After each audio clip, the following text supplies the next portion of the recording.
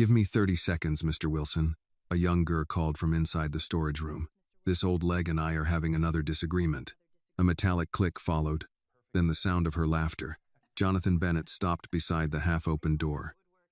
He moved closer, curious about what she had meant by old leg, then looked through the narrow opening. "Would you like to go in, sir?" His assistant asked quietly.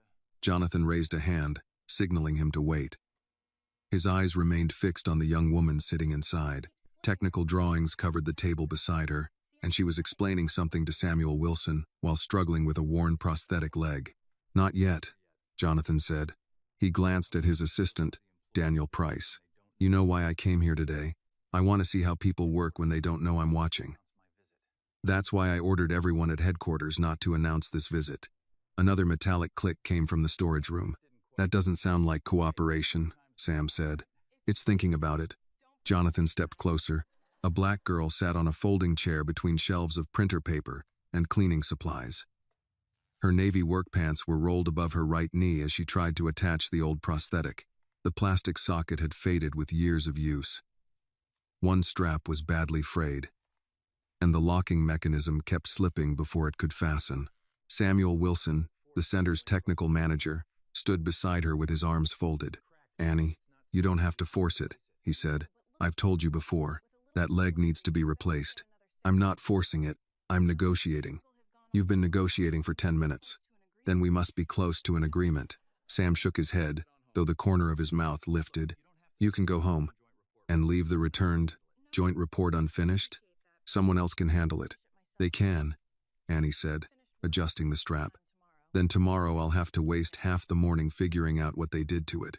A few seconds later, the locking pin snapped into place. Annie gripped the shelf and stood, carefully shifting her weight onto the prosthetic. Her shoulders tightened for a moment, but she made no sound. "See?" she said. "We reached an agreement." Jonathan remained outside the doorway. He looked at the worn prosthetic, then turned to Daniel. "Our company produces some of the most advanced mobility equipment in the country, doesn't it?" "Yes, sir. The research center a few miles from here is developing computer-controlled knees and a new generation of carbon fiber joints." Jonathan watched Annie test the lock again, then explain why one of our own employees is sitting in a storage room, struggling with a prosthetic so old the strap is almost broken. Daniel hesitated. "I'll look into it, sir." Before he could say more, an older woman approached carrying a cardboard tray of coffee. "Did you get it on, honey?" she asked. "For now, Miss Helen." Helen handed Annie a paper cup marked with a large black A. Annie accepted it, then held the door while Helen carried the remaining cups into the hallway. "Careful, Miss Helen. If you spill Mr. Wilson's coffee, we may have to close the building." "I heard that," Sam said. "You were supposed to." Helen laughed and continued down the corridor. Annie walked toward the main office with her coffee. Her first few steps were uneven, but within seconds she had returned to the rhythm of the workday. Beside the folding chair sat a ceramic mug bearing the words "one step at a time." A middle-aged employee was staring at the inventory system when Annie reached the main office. "It deleted the order again," he said. Annie leaned over his shoulder. "You clicked the picture of the blue tab. There's a difference between that and the blue tab?" "The computer thinks there is." She clicked twice, restored the order, and showed him how to save it properly. The telephone on Helen's desk rang. Annie answered before the second ring. "Bennett Medical Technologies, this is Annie. How can I help you?" An elderly customer spoke rapidly through the receiver. He was frightened by an unfamiliar clicking sound coming from his prosthetic knee. "Mr. Talbot, take a breath for me," Annie said. "First, sit down somewhere safe." She waited until he confirmed that he had. "Good. Don't put any more weight on the unit until we check it." She opened his file and asked for the model number near the hinge. An employee standing nearby handed her a technical manual. "Thank you," she whispered. Annie located the model, asked several more questions, then arranged for a technician to inspect the device that afternoon. Before ending the call, she said, "You did the right thing by calling again. From here, let us take care of the rest." Helen returned and placed a breakfast biscuit beside Annie's keyboard. "You haven't eaten?" "I was busy settling a dispute." "With whom?" Annie tapped the side of her prosthetic. "My most difficult business partner." "Did you win?" "We signed a temporary ceasefire." Helen laughed. Employees passing Annie's desk greeted her by name. One asked her to check a shipping code. A new employee brought her a form and asked how to complete it. Another thanked her for staying late to answer a customer's call the previous Friday. Nobody treated Annie like someone who needed pity. They came to her because they trusted her. Jonathan watched a little longer before approaching Sam. Does she always use that storage room? Sam turned and finally looked at him closely. Can I help you, sir? I'm here for a quality inspection. We weren't told anyone was coming. That was intentional. Sam glanced toward the reception desk, where Daniel was pretending to read a company brochure. You should join the morning meeting, Sam said. It begins in 5 minutes. Jonathan followed him into the conference room, though his attention remained on Annie through the glass wall. The monthly where the report lay on the table. Every performance indicator met its target. Staffing was described as adequate, and the center's operations were listed as stable. Near the bottom of the final page was a single line. No exceptional employee contributions have been identified. Jonathan read it twice, then looked outside. Annie had tucked a small red notebook beneath her arm. She was comparing returned components with customer complaints, checking one serial number after another. She moved more slowly than the other employees, but her attention never wandered. Jonathan lowered his eyes to the report. Who writes these evaluations? The department supervisors submit them to corporate, Sam answered. Jonathan pointed through the glass. Her name is Annie, correct? Yes, sir. Her name is Annie Carter. Does she always work like this? She arrives early. She stays when customers need help, and she catches mistakes before they become expensive. Then why isn't her name in this report? Sam looked down at the page. Maybe the people writing these reports have never actually watched her work. The meeting began, but Jonathan barely heard the first presentation. He had come to Charlotte to evaluate the quality of his employees. In less than an hour, he had watched an 18-year-old trainee struggle with an old prosthetic, step into the office with a smile, repair a coworker's mistake, and calm a frightened customer. Annie was not the problem at this center. The problem was a system capable of seeing everything she did and still concluding that she had contributed nothing worth mentioning. Jonathan closed the report and turned to Daniel. I want a complete review of Annie Carter, he said quietly. Her work history, evaluations, training, attendance, and every request she has ever submitted. Daniel nodded. How soon do you need it? Jonathan looked through the glass again. Annie had already opened another returned package. Before I leave Charlotte. Daniel left the conference room with the quality report tucked beneath his arm. Jonathan remained by the glass wall as Sam called the morning meeting to order. Paul Mercer, the regional supervisor, stood beside the screen with a remote in his hand. Returns are down 4% from last quarter, Paul began. Customer complaints remain within the acceptable range, and this center is meeting every corporate target. A chart filled the screen, every line marked in green. Jonathan scanned the printed report. How many prosthetic knee units were returned last month? 27. And the month before? 23. Paul paused.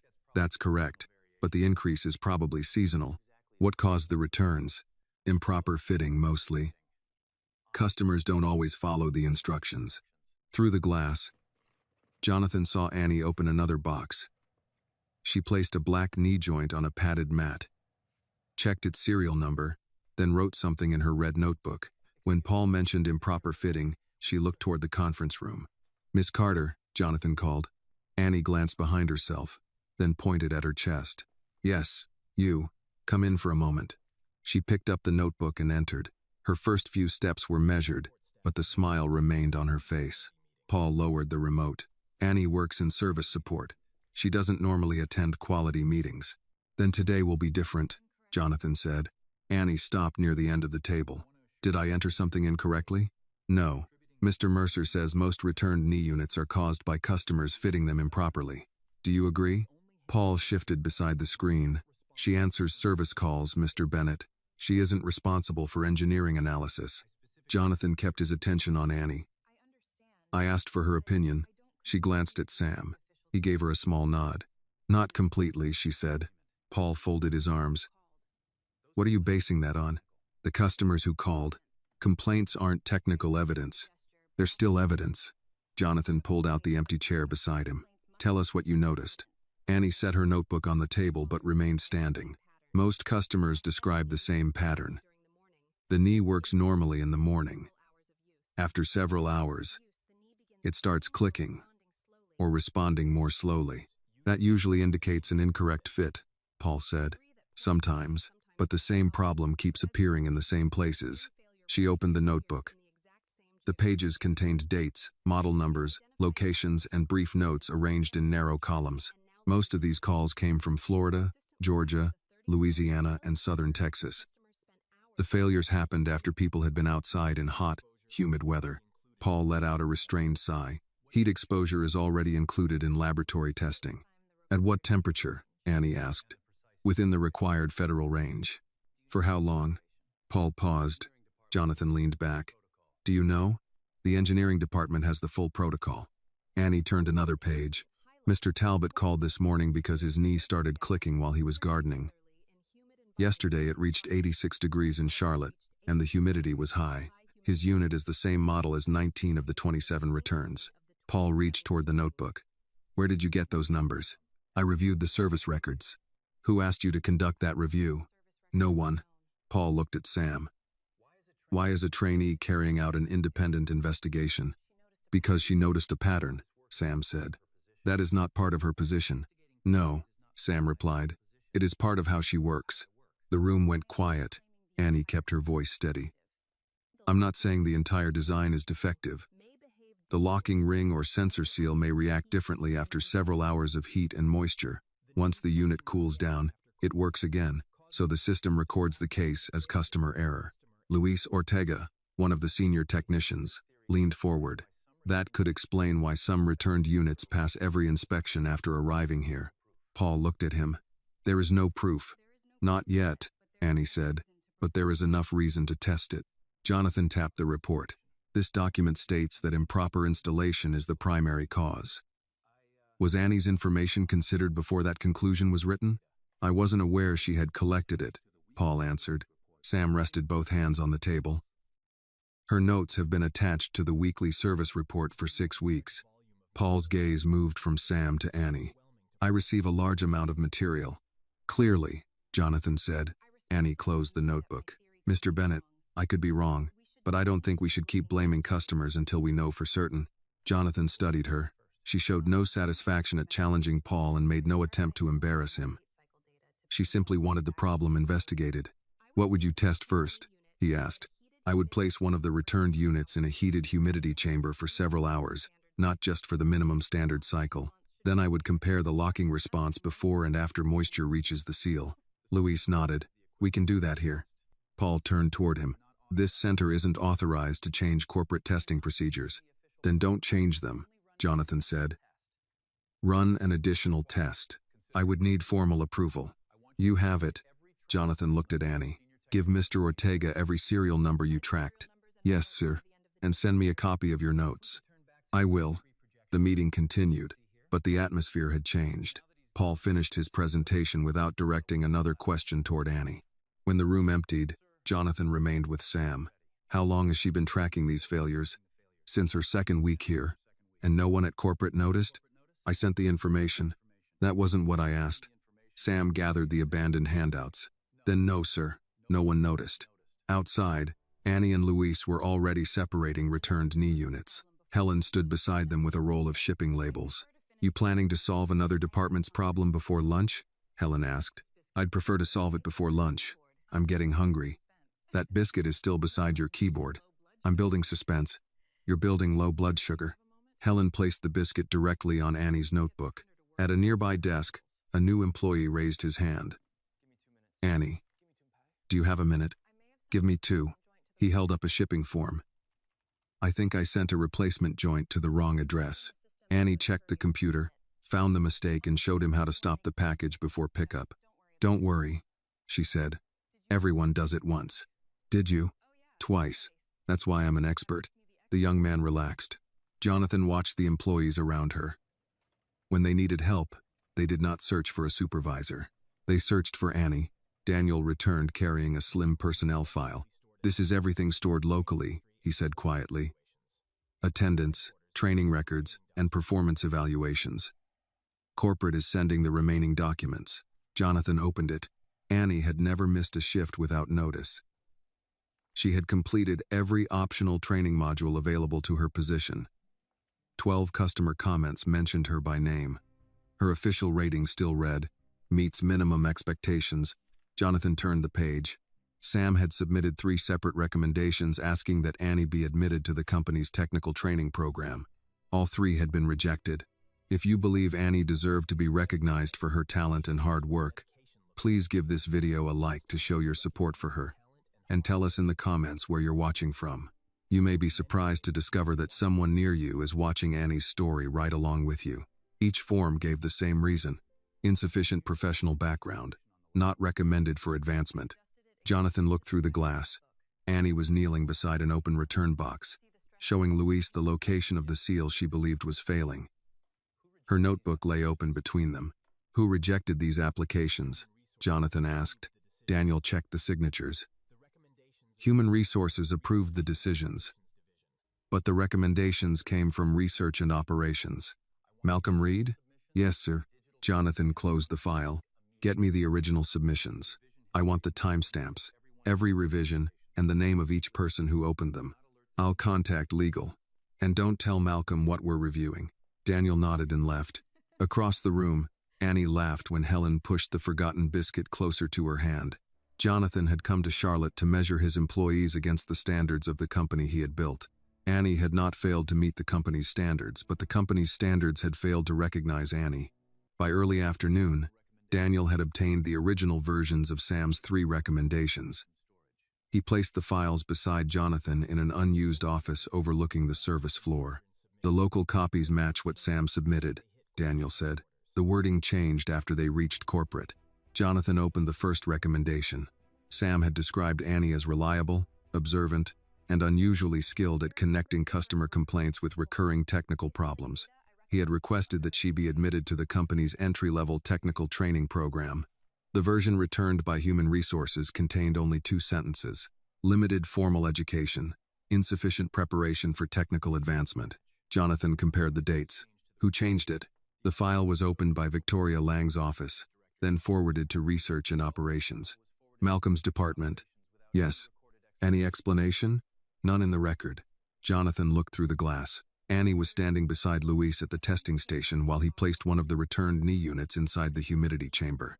She read serial numbers from her notebook, then checked them against the labels on the workbench. "How old is she?" Jonathan asked. 18. "And she has been here how long?" 6 months. Jonathan closed the file. "Bring Sam in." Sam entered a few minutes later and remained standing until Jonathan pointed to the chair across from him.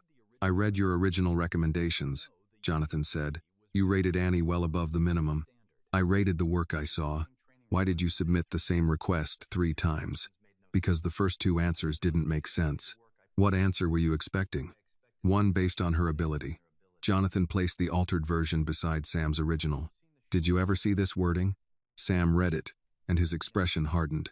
"No. You wrote that she had strong technical instincts. Corporate reduced that to limited formal education. She's taking engineering classes at Central Piedmont. That isn't in her personnel file." "It should be. What else should be there?"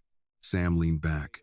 "She gets here before 8, even though she takes 2 buses. She finishes her own work, then helps everyone else finish theirs. She understands customers because she listens before she talks. If a returned part doesn't match the explanation in the system, she keeps looking. Why hasn't she applied for a position somewhere else?" "You'll have to ask her." Jonathan studied him. "You know more than you're saying. I know what she has chosen to tell me. That doesn't make it mine to repeat." Jonathan accepted the correction. "Fair enough." Sam stood to leave, then stopped at the door. "Mr. Bennett, Annie doesn't want anyone making room for her because they feel sorry for her. If you offer her something, make sure she earned it." "That is exactly what I intend to find out." When the lunch hour arrived, most employees gathered around the break room tables with paper bags and plastic containers. Jonathan found Annie sitting near the window with a bowl of macaroni and cheese. Her phone rested against a napkin holder while she spoke to someone on speaker.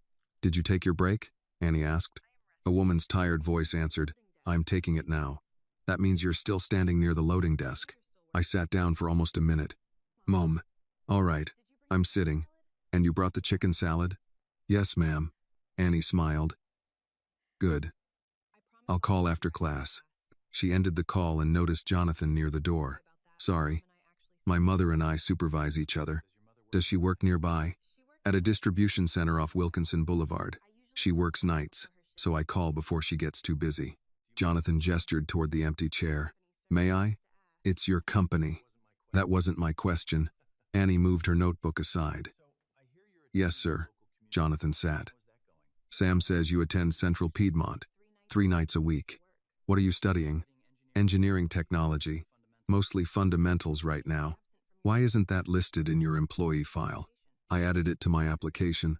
Did anyone ask for an update? No. Jonathan looked at the red notebook beside her food. You take that everywhere? Pretty much. What made you start tracking the knee unit calls? The explanations didn't match what people were telling me.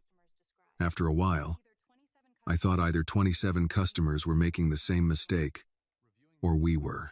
You weren't assigned to review them. No, sir. Then why spend your own time doing it? Annie stirred the macaroni with her fork. Because the customers kept apologizing. For what? For bothering us. For not understanding the equipment. One man said he felt stupid because the unit worked when the technician checked it. I didn't think he was stupid. Jonathan waited. If we blame the customer too quickly, Annie continued, we stop looking for the actual problem. Her answer carried no accusation, but Jonathan felt it land on more than the returned devices. He glanced toward her prosthetic. May I ask about the leg? You can ask. How old is it? 3 years. It was provided through a support program? The Carolina Children's Mobility Fund. My mother applied twice before they had an opening. Why hasn't it been replaced? Annie took a sip of water. Because I'm not a child anymore, so I don't qualify for the same program. Our insurance covers repairs, but not a full replacement unless the device fails completely. It barely locked this morning. It's still locked. That is a low standard. It's the standard the insurance company uses. Jonathan had no answer ready. Annie saved him from the silence. It has been a good leg. It got me through high school, my first job, and more bus rides than I can count. What happened to your right leg? A car accident when I was 11. She said it plainly, without changing her tone. My mother says I complained more about missing a school field trip than the surgery. Jonathan smiled. Were you always this optimistic? No. Sometimes I'm difficult before breakfast. I'm serious. Suomi. She set down her fork. Being angry won't make the leg fit better, but a good day can still be a good day, even when part of it hurts. Jonathan looked at the technical poster hanging across the room. It showed a runner wearing one of Bennett Medical Technology's newest prosthetic systems. What would you do if you could choose any position in this company? Annie followed his gaze. I'd design prosthetics. You want to be an engineer? Yes. Why? Because the best devices cost more than most working families can afford. I want to help build something people can actually get. Not just something they admire in a brochure. Helen entered the break room carrying a stack of forms. Annie, Louise says the first unit is ready for the humidity test. Annie stood and covered her food. I'm coming. She looked at Jonathan. Was that all, sir? For now. As she reached the doorway, he spoke again. Annie. She turned. If an opportunity opened in technical research, would you take it? Her expression became more careful. If I qualified, and if someone offered it because of what happened this morning, then I'd ask for the same test everyone else takes. She left before Jonathan could respond. Daniel appeared in the doorway a moment later with the remaining corporate records. Jonathan looked at Sam's 3 rejected recommendations, then at the break room table where Annie's bus pass rested beside her unfinished lunch. The company had already decided she lacked the right background. No one had bothered to find out what she could do. The first humidity test ended shortly after 3 that afternoon. Louise removed the knee unit from the chamber and placed it on the workbench, while Annie recorded the temperature, exposure time, and serial number. The joint responded normally during the first movement. On the 4th cycle, the locking mechanism hesitated. By the 7th, it began producing the same clicking sound customers had reported. Louise repeated the test with a second returned unit. The result was the same. Paul stood behind them with his hands in his pockets. Run it again tomorrow with a control unit. We will, Louise said. Annie wrote the result in her notebook. We should also check the seal after it cools. Paul looked at her. Why? Because that's when the units start passing inspection again. He did not answer. Jonathan had watched the entire test from the other side of the workbench. Annie never celebrated when the mechanism failed. She simply checked the numbers and prepared the next step. "Miss Carter," he said, "finish documenting this with Mr. Ortega, then join us in the conference room at 4. Her pencil stopped. "Am I in trouble?" "No." That sounded like the kind of no people say before explaining the trouble. Louise hid a smile. Jonathan said, 4 o'clock. At 3:55, Annie entered the conference room carrying her red notebook. Sam, Paul, and Daniel were already seated. A video screen at the far end showed 2 executives calling from the research headquarters across town. Malcolm Reed sat in the center of the screen. His gray suit looked untouched by the workday. Beside him was Victoria Lang, the company's director of human resources. Annie recognized both names from the rejection notices Sam had shown her. Jonathan motioned toward the empty chair. "Sit down, Annie." This time, she did. Jonathan placed the test results on the table. The service center reproduced the failure reported by 19 customers. Miss Carter identified the pattern before anyone in engineering requested a review. Malcolm glanced at the document. "I understand she organized customer complaints. She identified a possible relationship between heat, humidity, and sensor failure. With respect, Jonathan, spotting a pattern in service calls is not engineering. No one said it was. That is why we tested it." Victoria folded her hands. "What exactly are you proposing?" "I want Annie evaluated for the entry-level technical training program." Annie looked at Jonathan but said nothing. Malcolm leaned closer to his camera. "We have applicants with engineering degrees waiting for those positions. The program does not require an engineering degree," Jonathan said. "It requires evidence that the employee can work in a technical environment. Then evaluate the evidence." Malcolm's expression remained controlled. "She is 18 years old. She has 6 months of service, support experience, and no professional research background.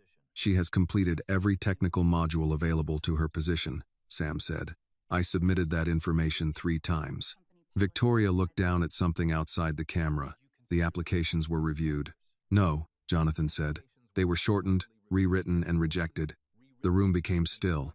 Victoria lifted her eyes. "Are you accusing human resources of altering records?" "I'm stating what the file history shows." Malcolm spoke before she could respond.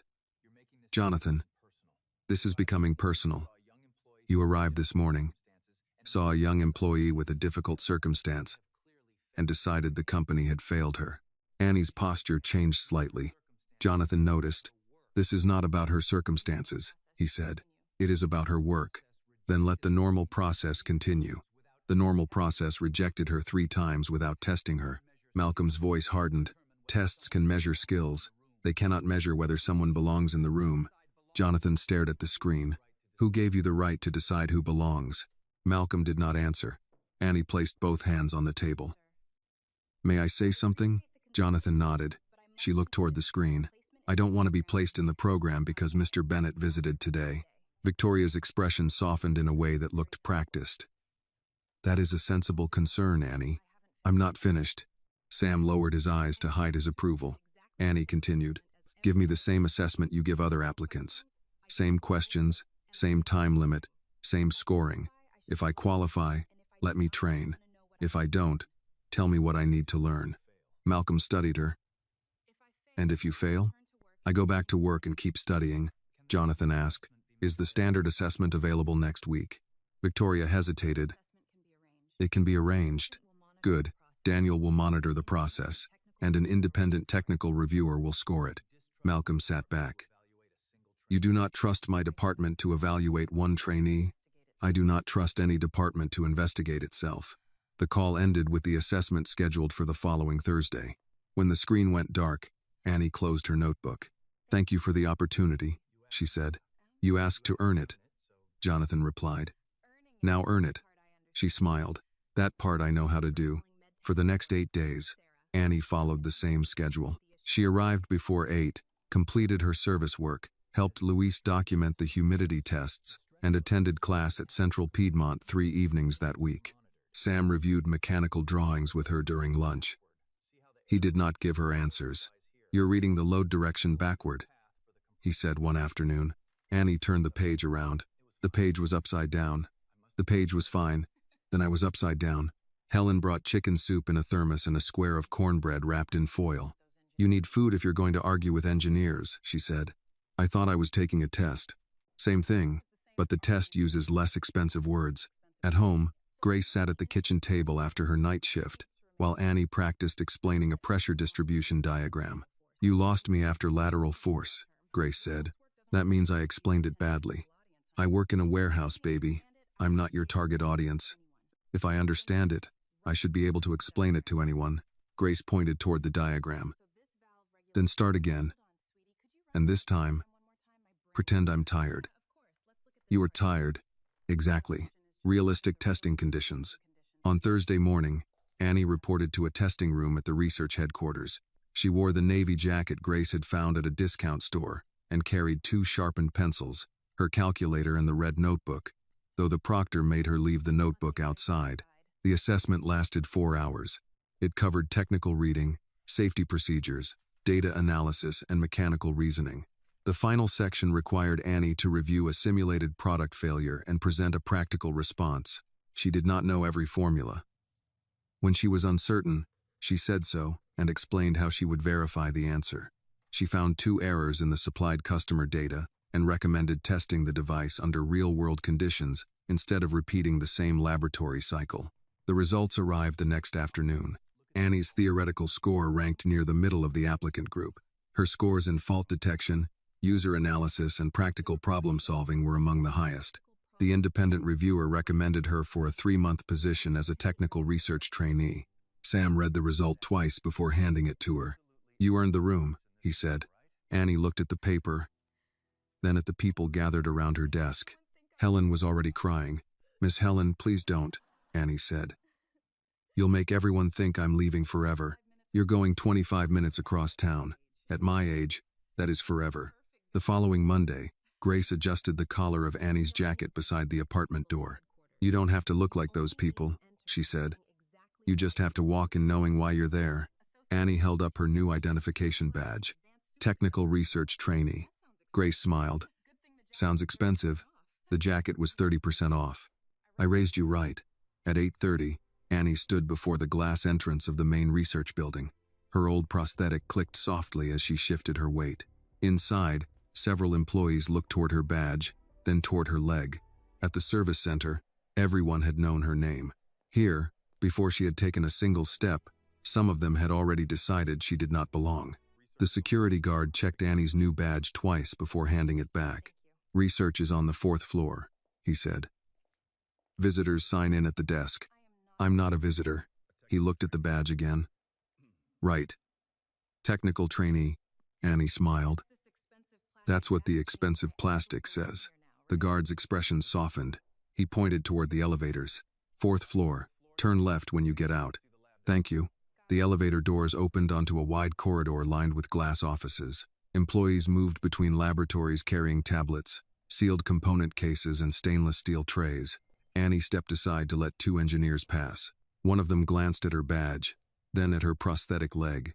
At the service center, people usually asked whether she needed help. Here, they watched long enough to decide whether she should. A woman named Claire Holden met Annie outside the main laboratory. She was the project coordinator, dressed in a gray suit with a company tablet pressed against her chest. You're Annie Carter? Yes, ma'am. Claire is fine. Mr. Reed asked me to complete your orientation. Claire walked quickly, forcing Annie to adjust her pace. The fabrication room is restricted. The environmental testing chamber requires supervisor approval, and you are not to operate powered equipment without a senior engineer present. Understood. Your desk is near records. They stopped at a small workstation beside the storage cabinets. The desk was lower than the others, but the chair could not be adjusted. A cardboard box filled the space beneath it. Annie looked around. I was told an adaptive chair had been requested. Claire checked her tablet. It's still awaiting approval. Do you know how long that takes? Facilities handles those requests. Should I call them? I wouldn't. Repeated requests can slow the process. Annie was not sure how asking twice could make a chair arrive more slowly. But she nodded. Claire handed her a stack of printed documents. You can begin by checking the part numbers against the digital inventory. Will I be attending the design review this morning? Claire paused. That meeting is for the core research team. My training schedule says I'm supposed to observe. I'll ask Mr. Reed. Claire left before Annie could answer. Annie lowered herself into the chair. The angle placed pressure against the upper edge of her prosthetic socket. She shifted to the left, moved the cardboard box, and used it to support her foot. A man at the next desk glanced over, creative.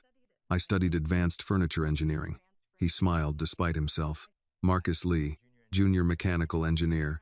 Annie Carter, advanced box specialist. Marcus shook her hand. I saw your presentation from the service event. You and my mother, that makes 2 viewers. More than 2. People were talking about it upstairs. That sounds either promising or dangerous. Here, it can be both. Annie began checking the inventory sheets. Within 20 minutes, she found 2 part numbers that did not match the digital record. She marked them with yellow tabs and continued. Across the aisle, 2 engineers spoke beside a printer.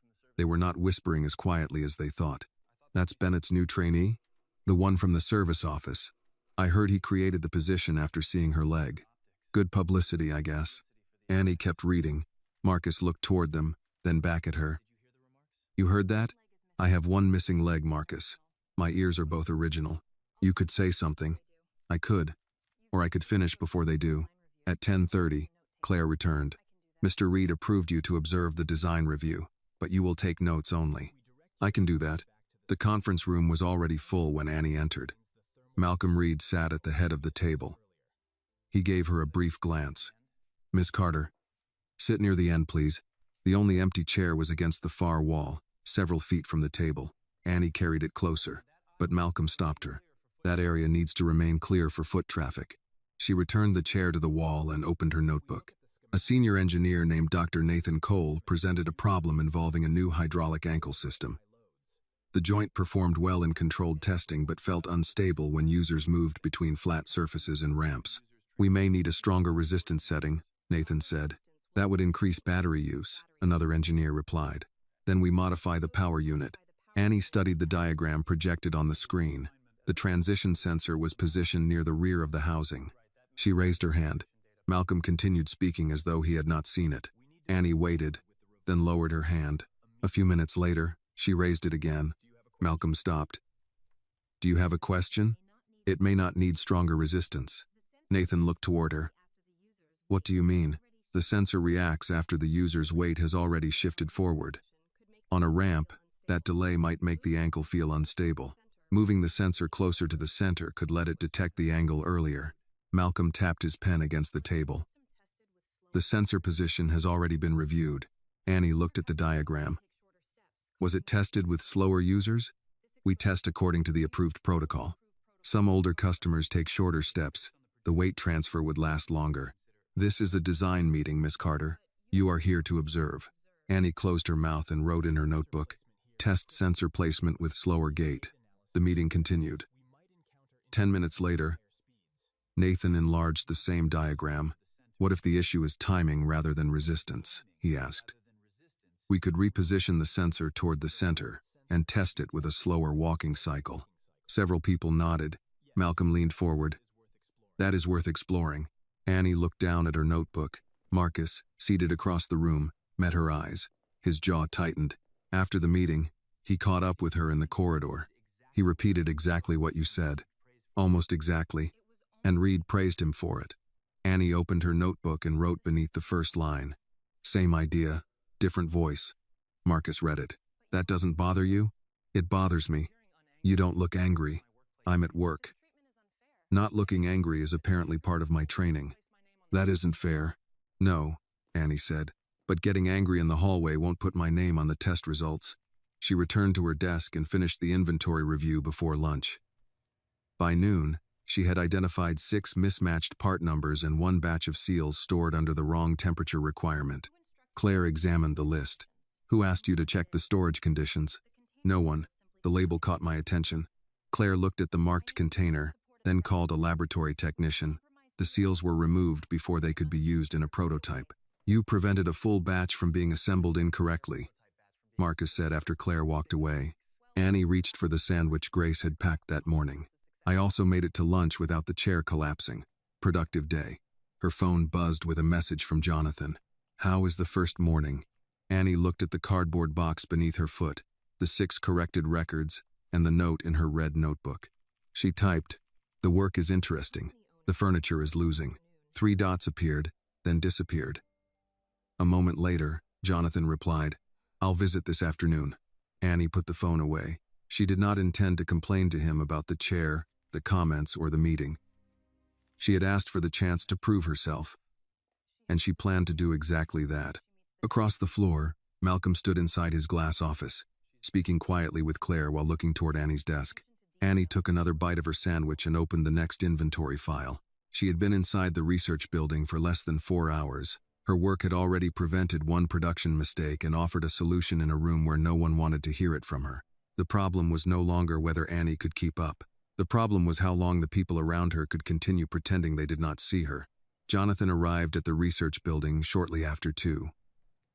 He did not go to Malcolm's office. Instead, he entered through the main laboratory and walked the floor without an escort. Annie was at her desk, comparing inventory records with storage labels. The cardboard box still supported her right foot. Jonathan stopped beside her. "The furniture is losing?" Annie looked up from the screen.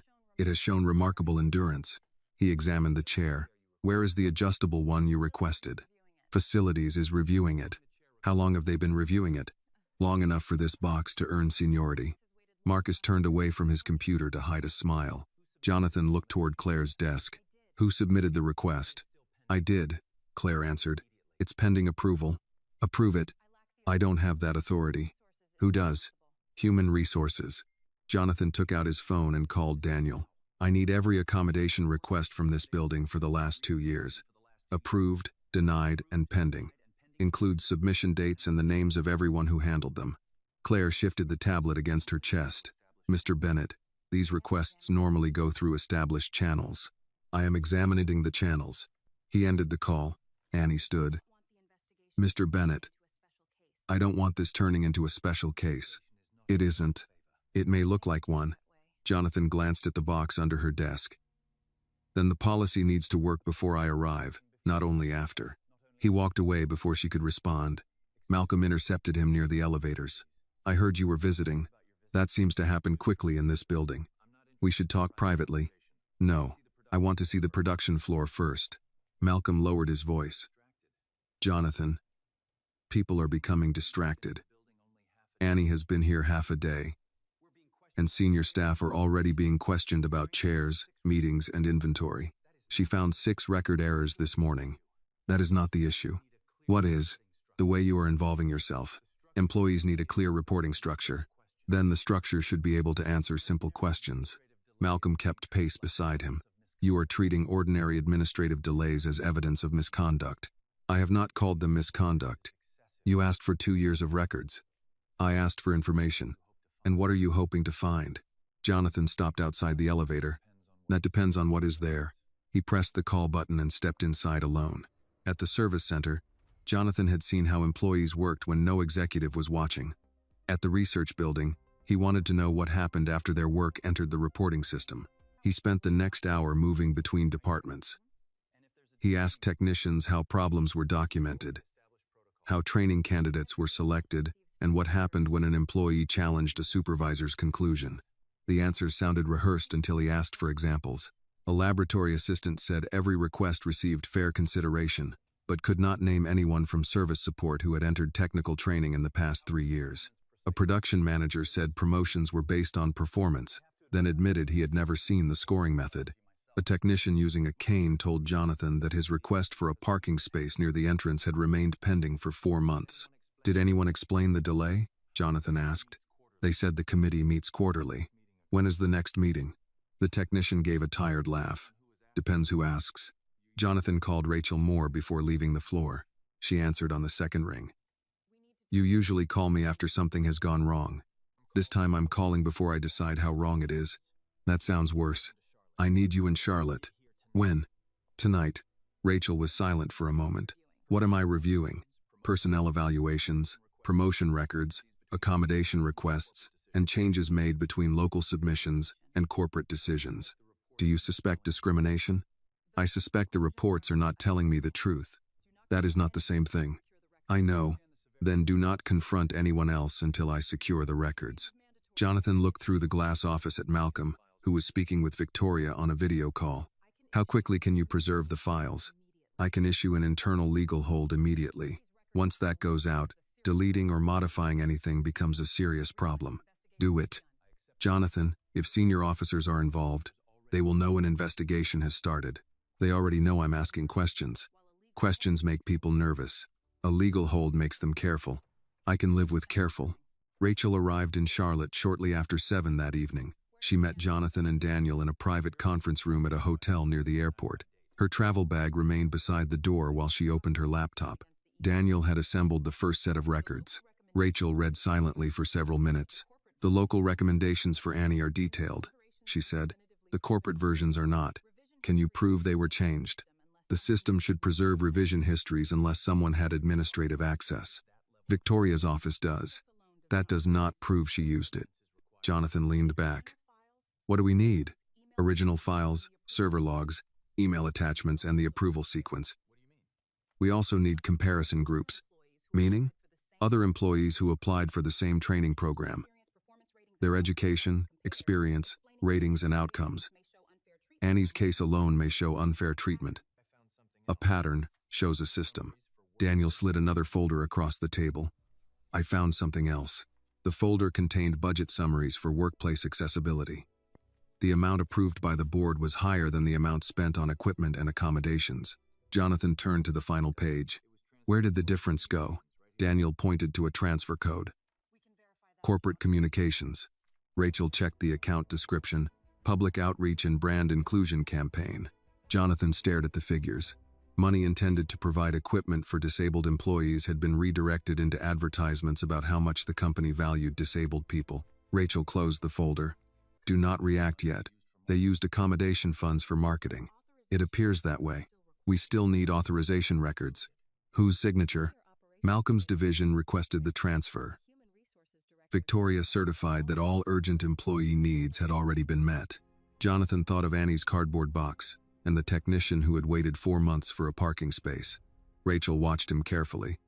Anger is useful only if it keeps you focused. What would you call this? Une indication, not a conclusion. Jonathan stood and walked to the window. Aircraft lights moved across the dark sky beyond the highway. How many people do you think were ignored? Rachel did not answer immediately. We will know when we stop looking at individual complaints and start comparing them. Daniel opened his laptop. Where do we begin? Rachel organized the documents into separate stacks. First, preserve every personnel record before anyone can change it. Second, compare local evaluations with corporate summaries. Third, identify who had editing access. Fourth, review promotion rates by department, race, and disability status. Fifth, interview employees without their supervisors present. Jonathan turned from the window. And the accessibility budget? We trace every dollar. The next morning, the legal hold reached every senior office in the company. At 9:12, Malcolm called Jonathan. What exactly do you think you're doing? Jonathan stood in the research building's cafeteria, watching employees carry breakfast trays toward separate tables. I'm checking the system. You are treating your own leadership team like suspects. No, Malcolm. I'm treating the records like evidence. Across the room, Annie entered with Marcus. She saw Jonathan, offered a small wave, and continued toward the coffee station. Malcolm's voice tightened. All of this because of one trainee? Jonathan watched Annie stop to help an older employee lift a tray from the counter. No, he said. She was simply the first person I finally noticed. Annie reached the laboratory before 8 the next morning. The adjustable chair Jonathan had ordered had finally arrived, though no one mentioned why a request that had remained pending for weeks had been approved overnight. Marcus helped her lower the seat and adjust the foot support. How does it feel? He asked. Like the furniture and I have entered peace talks. Any chance of a permanent treaty?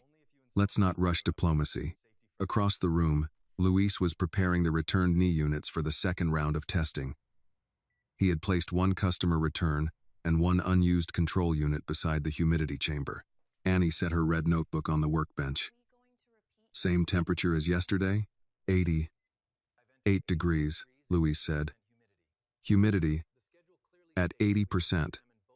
We'll test both units every 30 minutes. Dr. Nathan Cole entered carrying the official laboratory protocol. He placed it beside Annie's notes. The standard cycle lasts 45 minutes, he said. We've never kept the units inside longer because they pass the required test. The customers aren't using them for 45 minutes, Annie replied. Nathan glanced at her, then at the chamber. That is what we are here to find out. Malcolm appeared at the doorway before the first cycle began. This test has not been approved through research and operations. Luis continued checking the sensors. Mr. Bennett authorized it. I am aware of what Mr. Bennett said. I am also responsible for protecting the integrity of this laboratory. Annie looked at the chamber. We're using the same equipment and recording every condition. That does not make this an official study. No, Nathan said. The results will determine whether we need one. Malcolm's eyes settled on Annie. You are here to observe, Miss Carter. Do not confuse access with authority. Annie met his gaze without changing her expression. I won't. He waited as though expecting more, then left. Marcus watched the door close. You're better at that than I am. At what? Not saying what you're thinking. I'm saving it for my memoir. The first readings showed no difference between the returned unit and the control. Both responded within normal range. After 1 hour, the control unit continued operating normally. The returned unit showed a slight delay in the locking response. At 90 minutes, the delay increased. Luis checked the monitor twice. There it is. Annie leaned closer, but did not touch the equipment. Run the movement cycle again. The knee flexed, extended and locked. On the 5th repetition, a faint click came from the housing, the same sound Mr. Talbot had described. Nathan looked at Annie. You were right about the exposure time. We still need to know why. They removed the unit and opened the outer housing. A thin layer of moisture had formed near the sensor seal. The adhesive holding one edge of the seal had softened. Marcus pointed toward the gap. Moisture is reaching the connection. Luis checked the control unit. Its seal remained firm. Different adhesive batch, he said. Annie turned to the records terminal. Can we trace the returned units by production date? Nathan nodded.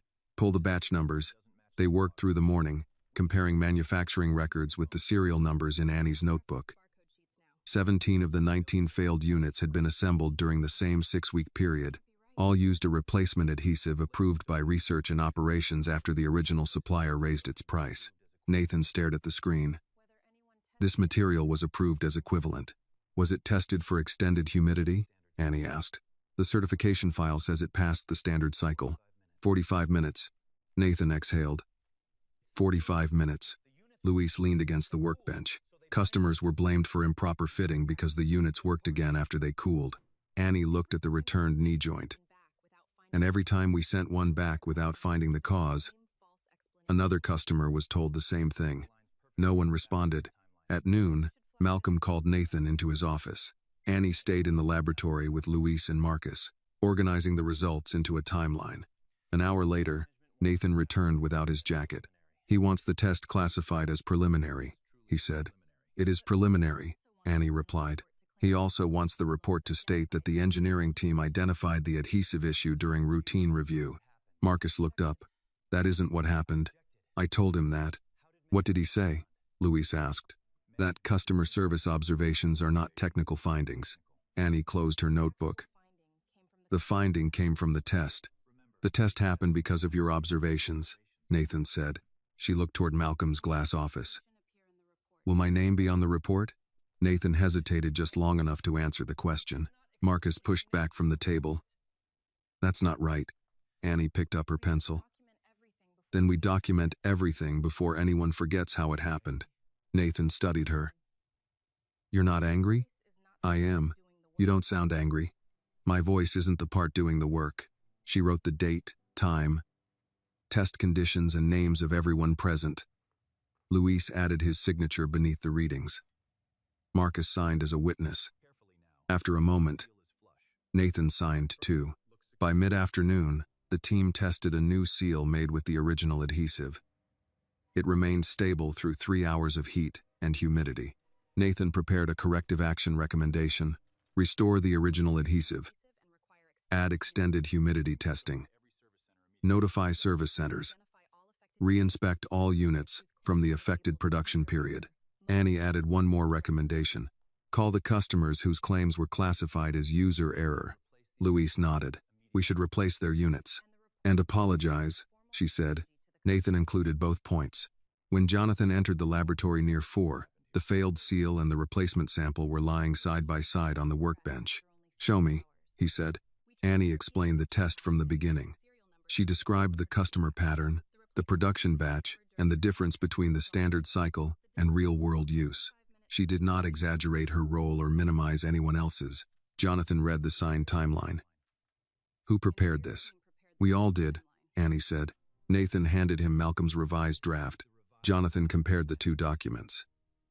In Malcolm's version, Annie's name did not appear once. He called this a routine engineering review, Jonathan said. Nathan nodded. That was his instruction. Jonathan looked through the glass toward Malcolm's office. Routine reviews do not begin with 6 weeks of ignored service notes. Annie capped her pen. The important thing is fixing the units. It is important, Jonathan said. So is recording who found the problem. She glanced at him. I don't need a ceremony. No, you need an accurate record. Jonathan handed the revised draft back to Nathan. Do not submit this version. File the signed timeline with the test results and list every contributor. Through the glass, Malcolm saw the exchange. His expression did not change, but he picked up his phone. That evening, Annie received an email informing her that all future laboratory access would require direct approval from research and operations. Marcus read the message over her shoulder. He's shutting you out. Annie folded the printed test results and slipped them into her red notebook. No, she said. He's showing us where to look next. The new access restriction took effect the following morning. Annie's badge opened the 4th floor entrance and the records room. But the laboratory reader flashed red. Marcus tried his badge. The door unlocked at once. So much for subtlety, he said. Annie slipped her badge back into its holder. Maybe the machine doesn't like me. The machine got an email from Malcolm. She looked through the glass at Louise preparing another humidity test. Then I'll work from the records room. You help start the investigation, and now I can help organize the results. Marcus held the door open. You could call Mr. Bennett. I could also give Malcolm exactly what he wants. What's that? A reason to say I only get through doors when Jonathan opens them. She handed Marcus a list of serial numbers. Ask Louise to compare these with the replacement claims from Georgia. I'll review the customer notes. By noon, Annie had connected 11 more service complaints to the same adhesive batch without stepping inside the laboratory. Jonathan learned about the restriction from Daniel, not from her. She didn't report it? He asked. No, sir. She asked records for access to archived service calls and kept working. Jonathan looked toward Malcolm's office. And the restriction was approved by whom? Malcolm. He classified the laboratory as a controlled environment after yesterday's test. Was it controlled before Annie found the defect? No. Jonathan could have reversed the order immediately, but Rachel's warning remained clear. If he reacted to every move, Malcolm would keep presenting him as an executive driven by one employee's situation rather than evidence. Preserve the access logs, Jonathan said. Her badge history, Marcus's badge history, and the time Malcolm changed the rule. Daniel nodded. There's something else. The Carolina Children's Mobility Fund is holding a community meeting tonight. Annie and her mother are registered to attend. Jonathan looked at him. Why do we know that? The fund appears in her original benefits application. You asked for the complete file. Did Annie invite anyone from the company? No. Jonathan considered it. Find out whether the meeting is open to donors and local employers. It was. That evening, Jonathan arrived at a small community center near Freedom Drive without Daniel, a driver or a company badge. Folding chairs faced a portable screen. Parents spoke with prosthetists at card tables, while children tested crutches, socket liners, and donated mobility equipment. Annie stood near the refreshment table beside a woman wearing a Navy Distribution Center jacket. They had the same eyes and the same habit of listening without interrupting. Annie noticed Jonathan first. Mr. Bennett? The woman beside her turned. Jonathan approached. I hope I'm not intruding. You came to a mobility fund meeting, Annie said. That usually means paperwork, money, or free cookies. I was told employers could attend. Annie looked at the plate in his hand. So, Free cookies. The woman extended her hand. Grace Carter. Jonathan Bennett. I know who you are. Her handshake was firm. She did not seem impressed. Annie picked up 2 cups of sweet tea. Mr. Bennett. This is my mother. Mom. This is the man who keeps asking questions at work. Somebody should, Grace said. They sat at the end of a long table while a volunteer explained new funding limits to the room. Grace listened closely, marking sections in a printed booklet. Jonathan glanced at Annie's prosthetic. Is this the organization that provided your current leg? Yes, Grace answered. She was 15. The fund paid for the socket, the joint, and most of the therapy. Annie lifted her cup. It survived high school. That alone should qualify it for an award. Grace looked at Jonathan. It was never meant to last this long. Why hasn't it been replaced? Because the children's program ends at 18.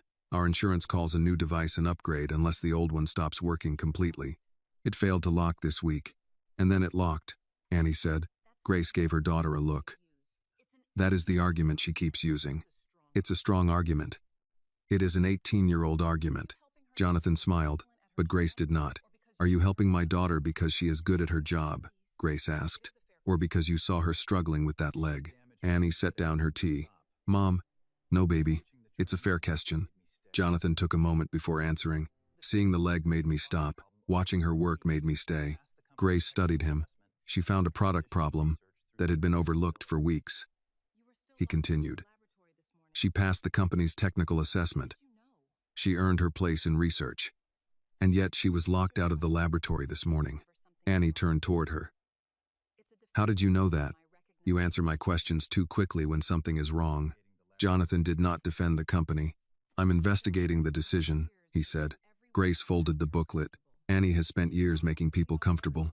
She smiles, so I won't worry. She makes jokes, so coworkers won't feel awkward. Then folks start believing nothing hurts her. Mom, I'm sitting right here. I know. That's why I'm saying it where you can correct me. Annie looked down at her hands. Grace continued more quietly. Some nights, she takes that leg off and can't sleep because the socket presses in the wrong places. By morning, she's in the kitchen asking whether I want eggs or oatmeal. Annie looked at Jonathan. She's making it sound dramatic. You burned the oatmeal last Tuesday, Grace said. That was unrelated. Grace's expression softened, but her voice remained steady. My daughter isn't cheerful because life has been easy. She is cheerful because she refuses to let a hard day take the next one with it. A volunteer passed their table carrying a box of donated liners. Annie stood to help her, taking half the load and placing it near the fitting area. Jonathan watched her stop to greet a boy using crutches. She complimented the blue pattern on his socket cover, and within seconds the boy was explaining how he had chosen it to match his favorite basketball team. She makes people feel normal, Jonathan said. Grace shook her head. No. She makes them feel seen. There's a difference. When Annie returned, Jonathan spoke directly to her. I want Bennett Medical Technologies to provide you with a properly fitted prosthetic. Her smile faded into caution. As a gift? As an employee benefit? Only for me? We can review the policy. That isn't what I asked. Jonathan understood. No, not only for you. Any employee whose work requires an assistive device should have a clear process for repair, replacement, and fitting. And no waiting until the device fails completely? No. Annie glanced at Grace, then back at him. I'll accept it if the policy is written first. Jonathan raised an eyebrow. Before the fitting? Before the fitting. Grace leaned back, satisfied. I told you she was difficult. Before breakfast, Annie said. Jonathan extended his hand. Agreed. Annie shook it. On the way out, Grace walked beside him while Annie stayed behind to help stack chairs. Charity helped my daughter take her first steps, Grace said. We will always be grateful for that. Jonathan looked back at Annie, who was laughing with one of the volunteers as they folded a table. Grace continued. But justice means she shouldn't have to beg for every step after that. The next morning, Jonathan sent Rachel instructions to draft the new assistive equipment policy and add the diverted accessibility budget to the investigation. Malcolm had tried to close one laboratory door. Instead, he had given Jonathan another reason to examine every locked door in the company. 2 weeks later, Bennett Medical Technologies prepared for its largest product demonstration of the quarter. Hospital buyers, Rehabilitation specialists, veterans organizations, and medical investors filled the main research building before 9 in the morning. A temporary stage had been built inside the central atrium, with 2 large screens displaying the company's newest electronic knee system. Annie arrived early and found a box of printed brochures waiting beside her desk. Claire handed her a guest list. "You'll help with registration. Then bring the technical packets backstage. I thought I was assigned to the demonstration team. You're supporting the demonstration. From registration?" Claire avoided her eyes. "Mr. Reed wants experienced presenters in front of the guests." Annie looked through the glass toward the stage. Nathan and 3 senior engineers were checking the test unit while Malcolm spoke with a group of investors. "Understood," she said. Marcus waited until Claire walked away. "You helped identify the seal problem. You should be up there. I know what I did. You're not going to challenge it?" "Not 10 minutes before 200 people arrive." She picked up the brochures. "Help me move these before someone writes a report saying I failed at paper." By 10, the atrium was full. Annie greeted guests, directed wheelchair users toward the accessible entrance, and helped an older veteran find a seat near the aisle. Several visitors recognized her from the service center video. "You're the young woman who found the humidity issue," one prosthetist said. "I was part of the team. That was good work. Thank you." Malcolm overheard the exchange as he passed. His smile remained fixed until the visitor walked away. "Miss Carter, backstage," he said. "The demonstration begins in 5 minutes." Behind the curtain, the test knee was attached to a mechanical walking frame. Nathan checked the display while Luis monitored the sensor readings. "Something is off," Luis said. The unit flexed once, then stopped halfway through extension. Nathan reset the control system. "Run it again." The knee moved through 2 steps. On the 3rd, the joint locked. Malcolm entered. "We start in 3 minutes. We have a response delay," Nathan said. "Use the backup unit." Luis connected the second knee. It failed during calibration. Malcolm's face tightened. "What happened?" "The system worked this morning," Nathan said. Annie stepped closer to the monitor. "What changed?" "Nothing," Malcolm replied. "Stay with the event staff." She looked at the readings. "The internal temperature is climbing." Nathan checked the display. "She's right. Both units are warmer than they were during setup." Luis glanced toward the stage lights. "Those lamps have been running for an hour."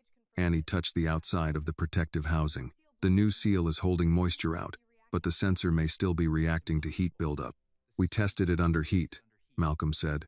"In the chamber, without stage lights and continuous cycling." Malcolm checked his watch. "We do not have time for another theory." Annie looked beneath the frame.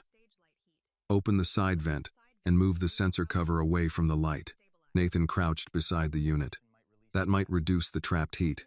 It could also destabilize the housing," Malcolm said. "We're not changing the housing," Annie replied.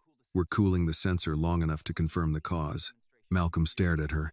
"You are not leading this demonstration." "No, sir. I'm trying to keep it from being canceled." A staff member leaned through the curtain. "Mr. Reed, the guests are waiting."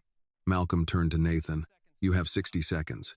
Nathan opened the ventilation panel while Luis moved a portable fan behind the frame. Annie watched the temperature reading fall. When it reached the normal range, the knee completed 5 cycles without hesitation. Nathan looked at her. "That was it." "Not all of it," Annie said. "The sensor is still too close to the heat source. We need to explain that before anyone orders the current configuration." Malcolm's voice dropped. "We are not announcing an unresolved defect on stage. A customer will find it if we don't. This is a product presentation, not a confession." Jonathan entered backstage in time to hear the last sentence. "What is unresolved?" he asked. Nathan explained the failure, the heat buildup, and Annie's temporary solution. Jonathan looked at Malcolm. "Was this included in the presentation?" "It happened less than 5 minutes ago." "Then the presentation changes." Malcolm stepped closer. "Jonathan, these people came to see a finished system. They came to decide whether they can trust us." He turned to Nathan. "Can you explain the technical issue?"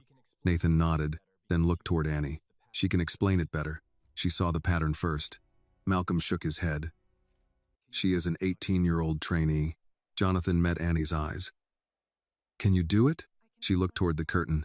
Beyond it came the low conversation of hundreds of people. "I can explain the problem. And the solution? The solution we have now is temporary. I can explain what needs to happen next." Jonathan nodded. That is what they should hear.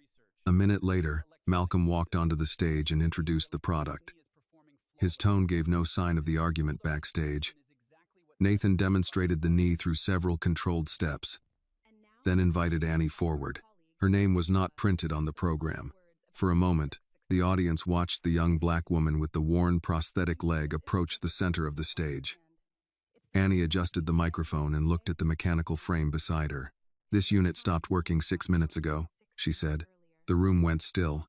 Malcolm's expression hardened at the edge of the stage. Annie continued.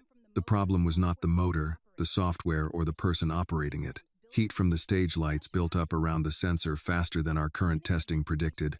She pointed to the side panel. "We reduced the temperature by opening the ventilation area, but that is not a final repair. Before this system is released, the sensor placement and heat protection need to be tested under longer, less controlled conditions." A doctor in the front row raised his hand. "Why wasn't this found in the laboratory?" "Because laboratories are controlled," Annie said. "People's lives are not." Several guests nodded. She explained how different walking speeds, outdoor temperatures, and hours of continuous use could affect the device. She avoided unnecessary technical language and answered each question directly. An older veteran stood near the aisle. "So you're telling us the product isn't ready?" "I'm telling you we found something that must be corrected before we ask people to depend on it." The veteran studied her, then nodded. "That's the first honest answer I've heard at one of these demonstrations in years." Applause began near the front and spread across the atrium. Annie did not smile until she stepped away from the microphone. Backstage, Nathan shook her hand. "You saved the demonstration." "No," she said. "We stopped a bad unit from becoming somebody else's problem." Across the room, several doctors and buyers were already asking for Annie by name. Jonathan watched Malcolm observe the crowd gathering around her. For the first time, Annie's ability was no longer hidden inside a service report or a red notebook. Too many people had seen it, and Jonathan knew that made her more valuable to the company and far more dangerous to the men who had worked so hard to keep her invisible. By 8 the next morning, the video of Annie's presentation had already reached several medical forums. Doctors praised the company for admitting a problem before releasing the product, and a veterans organization requested a meeting with the young trainee who had explained the failure. Inside Bennett Medical Technologies, the response was different. Annie arrived at her desk and found 3 new emails from people she had never met. One was from a rehabilitation specialist in Tampa. Another came from a prosthetist in Houston who had seen similar heat-related failures. The third simply said, "Thank you for talking about patients like people." She read each message twice before saving them in a folder. Marcus rolled his chair toward her. "You're famous.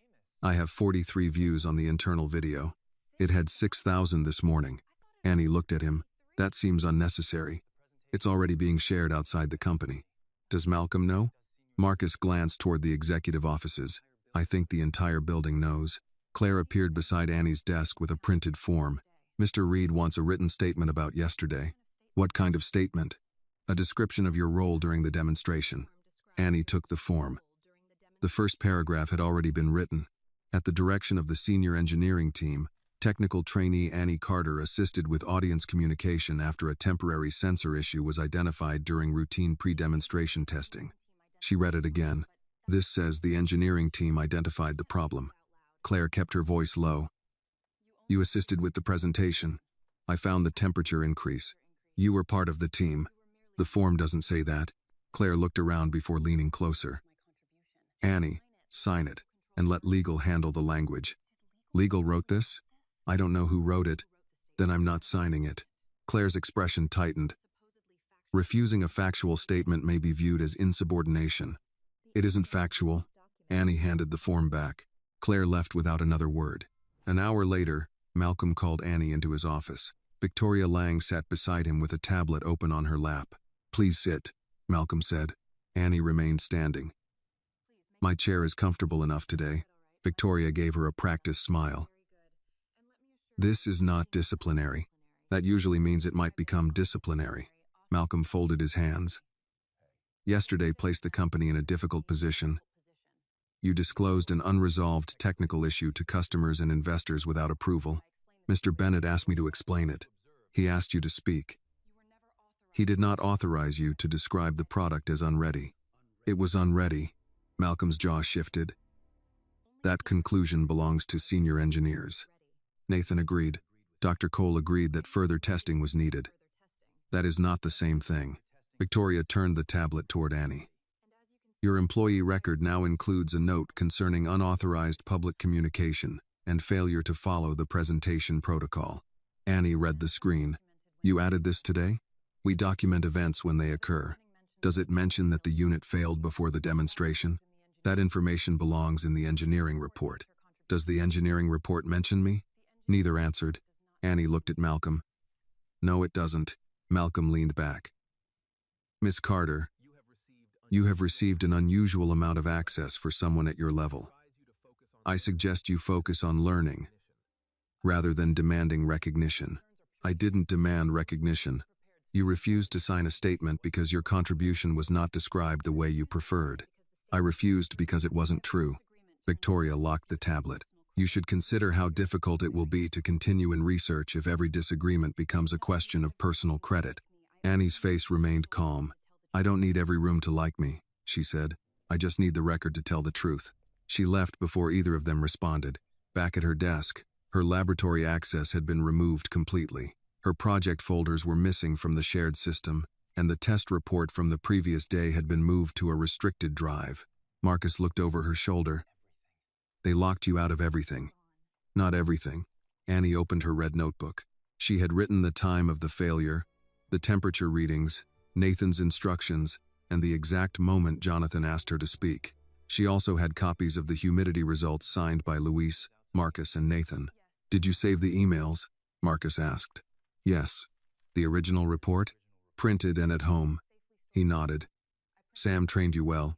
He told me people who fear the truth usually start by changing the paperwork.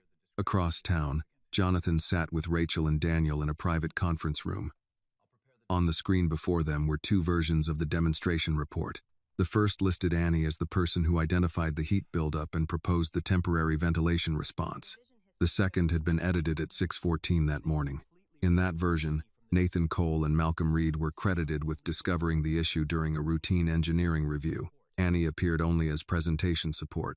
Who edited it? Jonathan asked. Rachel enlarged the access log. Victoria's administrative account opened the file first. Malcolm's office approved the final version 23 minutes later. Daniel placed another document beside Jonathan. They also added a performance warning to Annie's record. For what? Unauthorized public communication. Jonathan read it once. I put her on that stage. The warning doesn't mention that. Rachel said. Can they remove her from the program? During the trial period, they can recommend termination for performance or conduct. But if they act after altering the record, it strengthens the argument that this is retaliation. Jonathan stood. I'm reversing the warning. Rachel shook her head. Not yet. They are building a case against her, and we are building one against them. If you erase every move they make, they will change tactics before we finish documenting the pattern. Jonathan walked toward the window. She is 18. She is also collecting evidence more carefully than half the executives in this company. Daniel's phone vibrated. He read the message and looked up. Malcolm has requested an emergency meeting with 3 board members. He says you are interfering with research decisions and creating legal exposure by favoring one trainee. Jonathan turned from the window. Favoring her? He attached the new performance warning and the revised demonstration report. Rachel closed her laptop. He is no longer defending a process. He is preparing to remove you from it. At the research building, Annie received a calendar notification before lunch. Her technical training review had been moved forward by 6 weeks. The new date was Friday. Marcus read the notice beside her. They want you out before the investigation finishes. Annie printed the email and slipped it into her notebook.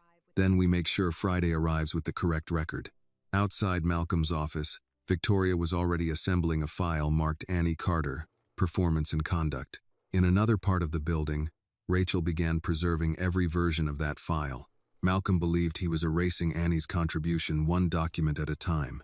He had not yet understood that each change left a trail. Friday's review lasted 12 minutes. Malcolm sat at one end of the table with Victoria beside him. Annie faced them alone. Jonathan had not been invited, and Rachel had advised him not to force his way into the meeting. Every decision needed to remain on record. Victoria opened Annie's personnel file. The purpose of this review is to determine whether your placement in technical research should continue. Annie placed her red notebook on the table. I understand. Malcolm read from the prepared report. During your training period, you failed to follow communication procedures, entered restricted work areas without proper authorization, and made technical statements to outside guests without approval. Mr. Bennett asked me to speak. That has already been noted. It isn't in the report. Victoria folded her hands. We are reviewing your conduct, not Mr. Bennett's. Annie looked at the document between them. Does it mention the failed unit? The product issue is being handled separately. Does it mention that the laboratory team confirmed my findings? Malcolm set down the page. This is exactly the problem. You continue treating team results as personal achievements. I'm asking for an accurate record. You are a trainee, he said. You were given access to experienced engineers, testing equipment, and executive leadership. Instead of learning from that opportunity, you have challenged the people responsible for supervising you. Annie paused before answering. I learned that a title can decide who signs a report. It cannot change what happened. Victoria's expression hardened. Your technical placement is ending today. You will return to service support while the company reviews your future eligibility. Am I being fired? No. Is my performance being rated as a failure? Malcolm answered. Your work will be described as incomplete due to concerns about professional conduct. Annie opened her notebook and wrote the time. What are you doing? Victoria asked. Keeping the record. Malcolm slid a form across the table. Sign this to acknowledge the decision. Annie read it. The document stated that she accepted the review as fair and complete. I'll sign that I received it, she said. I won't sign that it's accurate. Victoria drew a line through the final sentence and wrote, received only. Annie signed beneath it, closed her notebook and stood. Thank you for letting me know. Malcolm seemed unsettled by her calmness. You have nothing else to say? I said what was true. Saying it louder won't make you write it down. Her badge stopped opening the fourth-floor entrance before she reached the elevator. Marcus waited beside her desk with a cardboard box. They told me to pack your things, he said. Annie looked inside. Her calculator, 2 pencils, a coffee mug, and a copy of the company testing manual had been placed inside. They forgot the box under my desk. Marcus glanced at the foot support. I thought you hated that box. It served with distinction. He added it to the pile. I copied the first version of the demonstration report, he said quietly. The one with your name. You could get in trouble. I watched Nathan repeat your idea in a meeting and receive credit for it. I stayed quiet. I'm not doing that twice. Annie studied him. Thank you. Nathan approached from the laboratory carrying a sealed envelope. These are the signed humidity test results, he said. Luis and I both kept copies. Malcolm won't like that. He doesn't have to. Nathan looked embarrassed. I should have spoken sooner. You're speaking now. That doesn't erase before. No, Annie said. But it changes what happens next. The elevator doors opened. Claire stood several feet away, holding her tablet against her chest. She looked as though she wanted to say something, but Malcolm's office was visible behind her. Annie lifted the box. Goodbye, Claire. Claire lowered her eyes. Good luck. When Annie returned to the West Charlotte Service Center, Helen saw the box and immediately stopped answering her phone. What did they do? They decided I needed more experience. Sam came out of his office. His gaze moved from Annie's old badge to the cardboard box. Did they put the decision in writing? Annie handed him the review. He read the first page, then the second. This says you entered restricted areas. They restricted them after I entered. And unauthorized public communication? Mr. Bennett put me on stage. Sam placed the pages on his desk. They're building a story backward. Helen pulled Annie into a hug before Annie could object. You should let me drive downtown and tell those people what I think. That would probably become another conduct warning. I'm retired from caring about conduct. You're not retired. I can begin today. By lunch, word had spread through the office. Employees came to Annie's desk with documents they had saved. A customer service representative brought printed compliments mentioning Annie by name. Luis emailed the complete return unit data. The new employee Annie had helped with the shipping error gave Sam a written statement describing how often she assisted coworkers. Helen opened a drawer and removed a folder. What is that? Annie asked. Every time you stayed late, covered someone's call, or fixed a customer problem that wasn't yours. You kept a file? I'm 58. We keep receipts. Sam placed his 3 original training recommendations beside the altered corporate versions. These are going to Rachel Moore, he said. Annie looked around the office. I don't want anyone risking a job for me. Helen pulled out the chair beside her. Sit down, honey. Annie did. This isn't only about you, Helen said. People here have watched good workers get passed over for years. We told ourselves to keep our heads down because we had mortgages, children, and medical bills. That silence didn't protect us. It protected the people making the decisions. Sam nodded. Loyalty to a company does not mean helping it hide what is wrong. That afternoon, Rachel arrived with Daniel. She scanned every document, recorded who had provided it, and sealed the originals in numbered folders. No surprises at the hearing, she told them. If you know something, say it now. If you only suspect something, label it as suspicion. Annie handed over her notebook but kept it within sight while Rachel copied the relevant pages. Jonathan arrived near 5. He waited until the employees had left before speaking with Annie.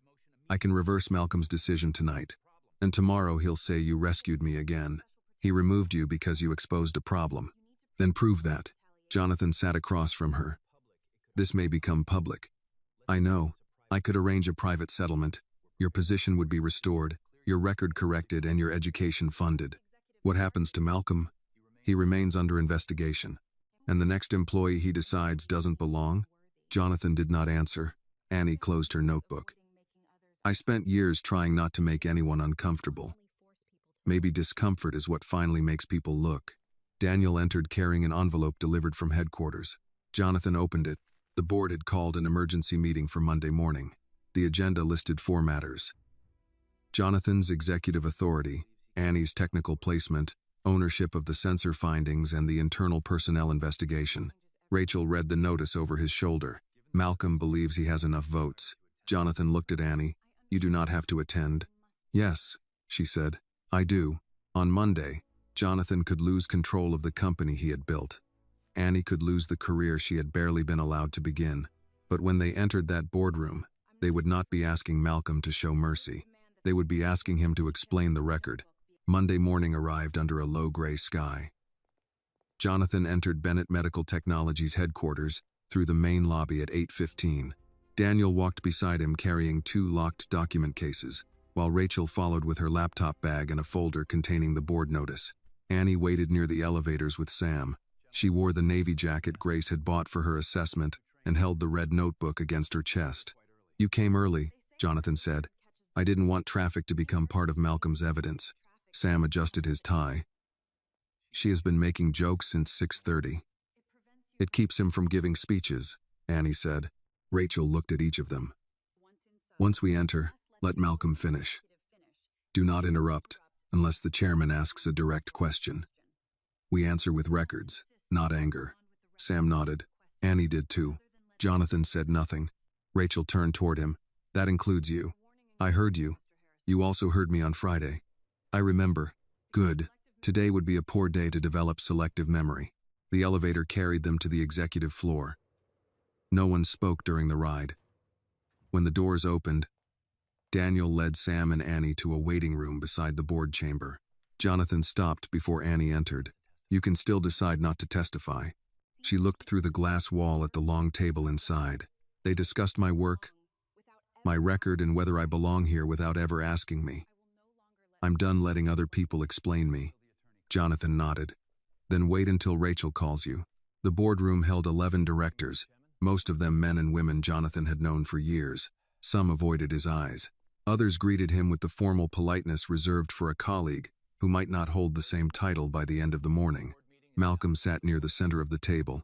Victoria occupied the chair beside him with Annie's personnel file open in front of her. Board Chairman Edward Hale called the meeting to order. We are here to review 4 related matters, he said. Mr. Bennett's recent executive intervention, Ms. Carter's technical placement, ownership of the censor findings, and the status of the internal personnel inquiry. Malcolm rose. He began without raising his voice. Bennett Medical Technologies employs more than 6,000 people. Our success depends on clear standards, established reporting structures, and decisions made by qualified professionals. A screen behind him displayed Annie's employee record. Miss Carter joined the West Charlotte Service Center 6 months ago. She is 18 years old, has no college degree, and has limited technical training. Despite this, Mr. Bennett personally intervened to place her in a research environment. Jonathan opened his mouth, but Rachel touched the edge of his folder. Malcolm continued. Within weeks, Miss Carter entered restricted areas, bypassed reporting procedures, and made statements before customers and investors concerning an unfinished product. Mr. Bennett then blocked corrective action, ordered a broad investigation, and questioned senior officers based largely on the treatment of one trainee. A board member named Charles Whitmore leaned forward. Are you saying the internal investigation has no basis? I am saying its origin was emotional rather than procedural. Victoria distributed copies of Annie's accelerated review. Malcolm pointed to the conduct section. Miss Carter resisted supervision and treated team findings as personal property. Her laboratory access was restricted only after repeated concerns about protocol. Rachel wrote something on her legal pad. Malcolm changed the screen. A chart appeared showing expenses connected to the new assistive equipment policy, the independent tests, and outside legal review. This is not about whether Miss Carter is hardworking or sympathetic. It is about whether a corporation can be governed by individual stories instead of consistent standards. One director glanced toward Jonathan. Did you order a company-wide policy review after meeting this employee? Yes, Jonathan said.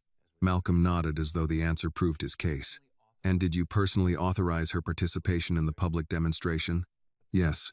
Did you override research and operations to do so? The product had failed. That is not what I asked. Jonathan looked at Edward Hale.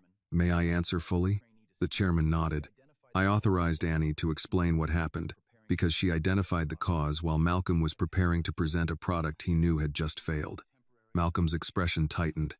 The issue was temporary and under review. It was unresolved. It was a development prototype, and the guests deserved to know that before placing orders. Charles Whitmore turned to Malcolm. Was the unit presented as ready for release? Malcolm paused. It was presented as a late-stage development system.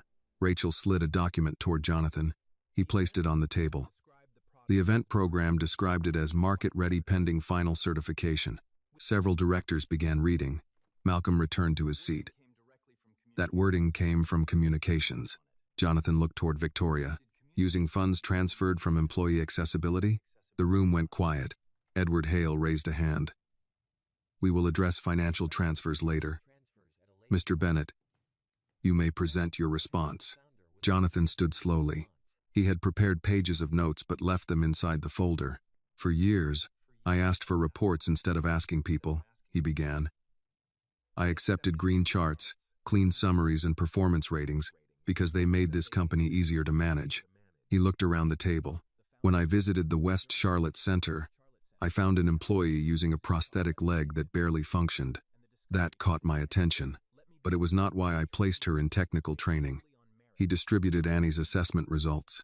She passed the same evaluation offered to other applicants. Her scores in fault detection, user analysis, and practical problem solving were among the highest in the group. Malcolm spoke from his seat. One assessment does not replace professional experience. No, that is why she was made a trainee. Jonathan placed Sam's 3 original recommendations beside the shortened corporate versions. These are the requests submitted by her manager. These are the versions that reached the decision file. The descriptions of Annie's technical ability were removed. Victoria shifted in her chair. The summaries were standardized. Only after her qualifications disappeared. Jonathan displayed promotion data collected by Rachel's team. Employees from service centers, disabled employees, and black employees had advanced at lower rates despite comparable performance scores. Accommodation requests remained pending for months. Accessibility funds had been transferred into a marketing campaign about inclusion. A director named Margaret Ellis removed her glasses. Who approved the transfer? Malcolm's division requested it, Jonathan said.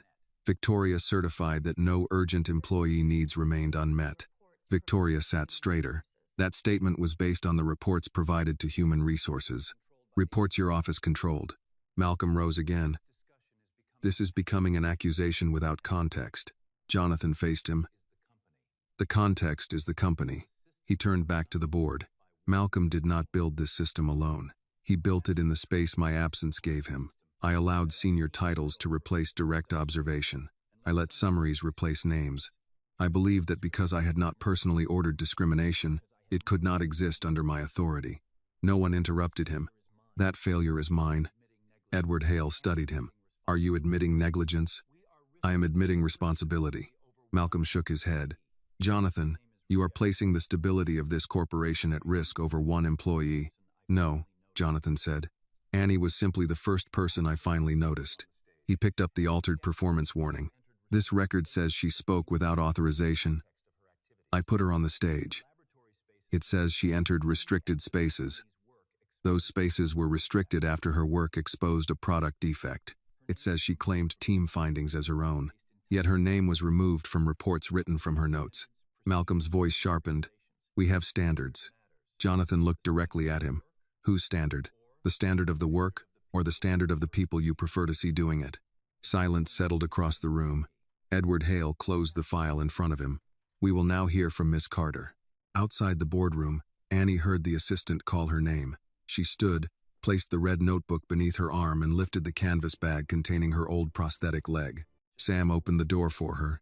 Tell the truth, he said. Annie looked into the room where men and women with titles had been deciding her future. That was always the plan. Annie entered the boardroom with the canvas bag in one hand and her red notebook beneath her arm. The room seemed colder than the hallway, though no one had touched the thermostat. Jonathan moved his chair back to give her space. Rachel pointed toward the empty seat beside the presentation screen, but Annie remained standing. Edward Hale looked at the bag. Miss Carter, you may begin whenever you're ready. Annie set the notebook on the table, opened the canvas bag and removed her old prosthetic leg. The metal joint touched the polished wood with a hard click. Several directors looked down at it. This leg came from the Carolina Children's Mobility Fund when I was 15, Annie said. My mother and I could not afford one on our own. I'm grateful for it. It got me through high school, 2 bus rides every morning, and my first 6 months at this company. She rested one hand on the worn socket. But gratitude does not mean I should accept every place someone decides I'm allowed to stand. Malcolm shifted in his seat. No one has questioned your gratitude. I know. You questioned my ability. Edward raised a hand before Malcolm could respond. Let her finish. Annie opened her notebook to the first marked page. When I started at the West Charlotte Service Center, customers called about knee units that clicked or slowed down after several hours of use. Most of those cases were recorded as improper fitting. She turned the notebook so the directors could see the columns. I wrote down the model numbers, locations, temperatures, and what each customer was doing when the problem started. 19 of the 27 returned units were the same model. Most came from hot, humid states. A director near the end of the table asked, "Were you assigned to collect this information?" "No, Mom." "Then why did you?" "Because the explanations did not match what the customers were telling us." Annie connected her laptop to the screen. A chart appeared showing dates, serial numbers, and weather conditions. The standard laboratory test lasted 45 minutes. Customers were wearing the units for hours. When we extended the test under heat and humidity, the locking response slowed. Moisture reached the sensor seal, and the adhesive softened. She displayed photographs of the failed seal, followed by the signed test timeline. Luis Ortega, Marcus Lee, and Dr. Nathan Cole were present. Their signatures are at the bottom. Malcolm leaned forward. No one disputes that the team conducted the test. Annie looked at him. Then why was my name removed from the report? He did not answer. She placed 2 printed documents beside each other. This is the first version. It says I identified the pattern and proposed the extended humidity test. This is the version approved the next morning. It says the issue was discovered during a routine engineering review. Edward studied the pages. Rachel, have these been authenticated? Yes, Rachel said. The first document came from the company server archive. The second was edited through Victoria Lang's administrative account and approved by Mr. Reed's office. Victoria spoke quickly. Administrative accounts are used by several staff members. Rachel opened her laptop. The login came from your assigned computer at 6:14 a.m. Your security badge entered the building at 6:02. Victoria stopped speaking. Annie continued. At the product demonstration, the test unit failed because the sensor overheated under the stage lights. Mr. Bennett asked me to explain what happened. The next morning, my record said I had made unauthorized public statements. She displayed Jonathan's written instruction from the event log.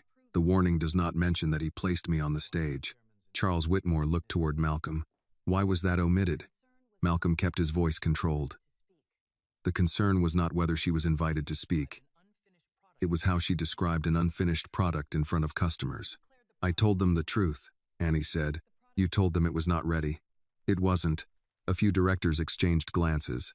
Annie removed several folded diagrams from the bag and placed them on the table. These are my notes from the laboratory. This one shows the heat buildup around the sensor housing.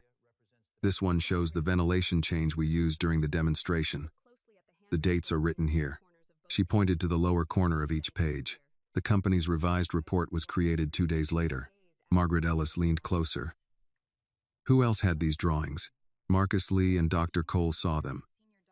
I kept the originals. And the red notebook? I kept that too. Malcolm gave a short laugh. We are treating handwritten notes from a trainee as if they are a patent record. Annie turned toward him. No, sir. We are treating them as evidence that the official record was changed. The room went quiet again. Rachel stood and distributed the access logs. The technical documents were not the only records altered. Miss Carter's performance file changed after she identified the defect. Positive customer comments were removed from the summary. 3 recommendations from Samuel Wilson were shortened before review. Her laboratory access was restricted the day after the signed test results were filed. Edward looked at Sam, who waited near the wall. Mr. Wilson, please come forward. Sam took the empty chair beside Annie. Did you write these recommendations? Edward asked. Yes, sir. Did you describe Miss Carter as lacking technical potential? No. Were you informed that your evaluations had been shortened? No. Why did you recommend her 3 times? Because she earned it 3 times. Helen appeared on the video screen from the West Charlotte office.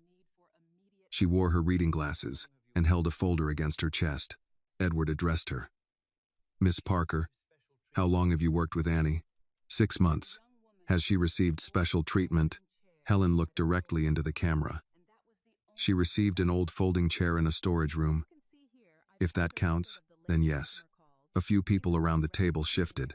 Helen opened the folder. I kept records of late calls, corrected shipping errors, and customer compliments. Annie never asked me to. I kept them because the official evaluations did not match the young woman working beside me. Malcolm rubbed a hand over his jaw. We are hearing praise from coworkers who are personally attached to her. Sam turned toward him. People become attached to someone after watching how she works.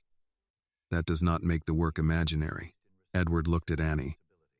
Do you believe you should be placed in research because of your disability? No. Because of your race? No. Then what are you asking this board to do?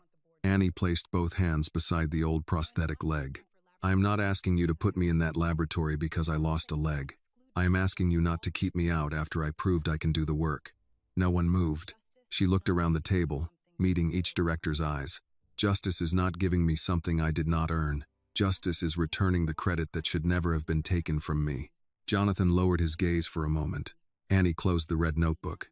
I know I am 18. I know I have more to learn. I am willing to take every class, pass every test, and accept every correction that is fair. But I will not sign a false report just to make powerful people comfortable. Edward removed his glasses and placed them on the table. Thank you, Miss Carter. Annie picked up the old prosthetic but did not return it to the bag. It remained on the table between the board and Malcolm, a worn piece of equipment beside years of polished reports. The evidence had been presented. What happened next would show whether the company valued the truth only when it was profitable. Edward Hale called a 20-minute recess. The directors left the boardroom in small groups, carrying copies of the reports Rachel had distributed. Malcolm remained near the window with Victoria, speaking too quietly for anyone else to hear. Annie sat beside Sam. Her old prosthetic still rested on the table. You did well, Sam said. I talked too fast near the end. You told the truth. People rarely complain about the speed when they don't like the destination. Jonathan stood across the room with Rachel and Daniel.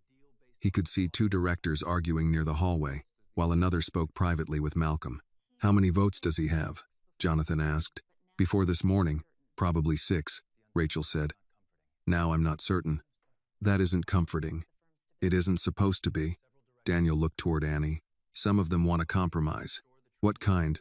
Restore her position, correct the report, and close the personnel investigation. Jonathan turned to him. And Malcolm? He stays. Rachel closed her folder. They will say removing 2 senior officers at once creates instability. They mean it affects the stock price. They mean several things. Most of them involve money. Jonathan watched Malcolm shake hands with a director who had remained silent throughout Annie's testimony.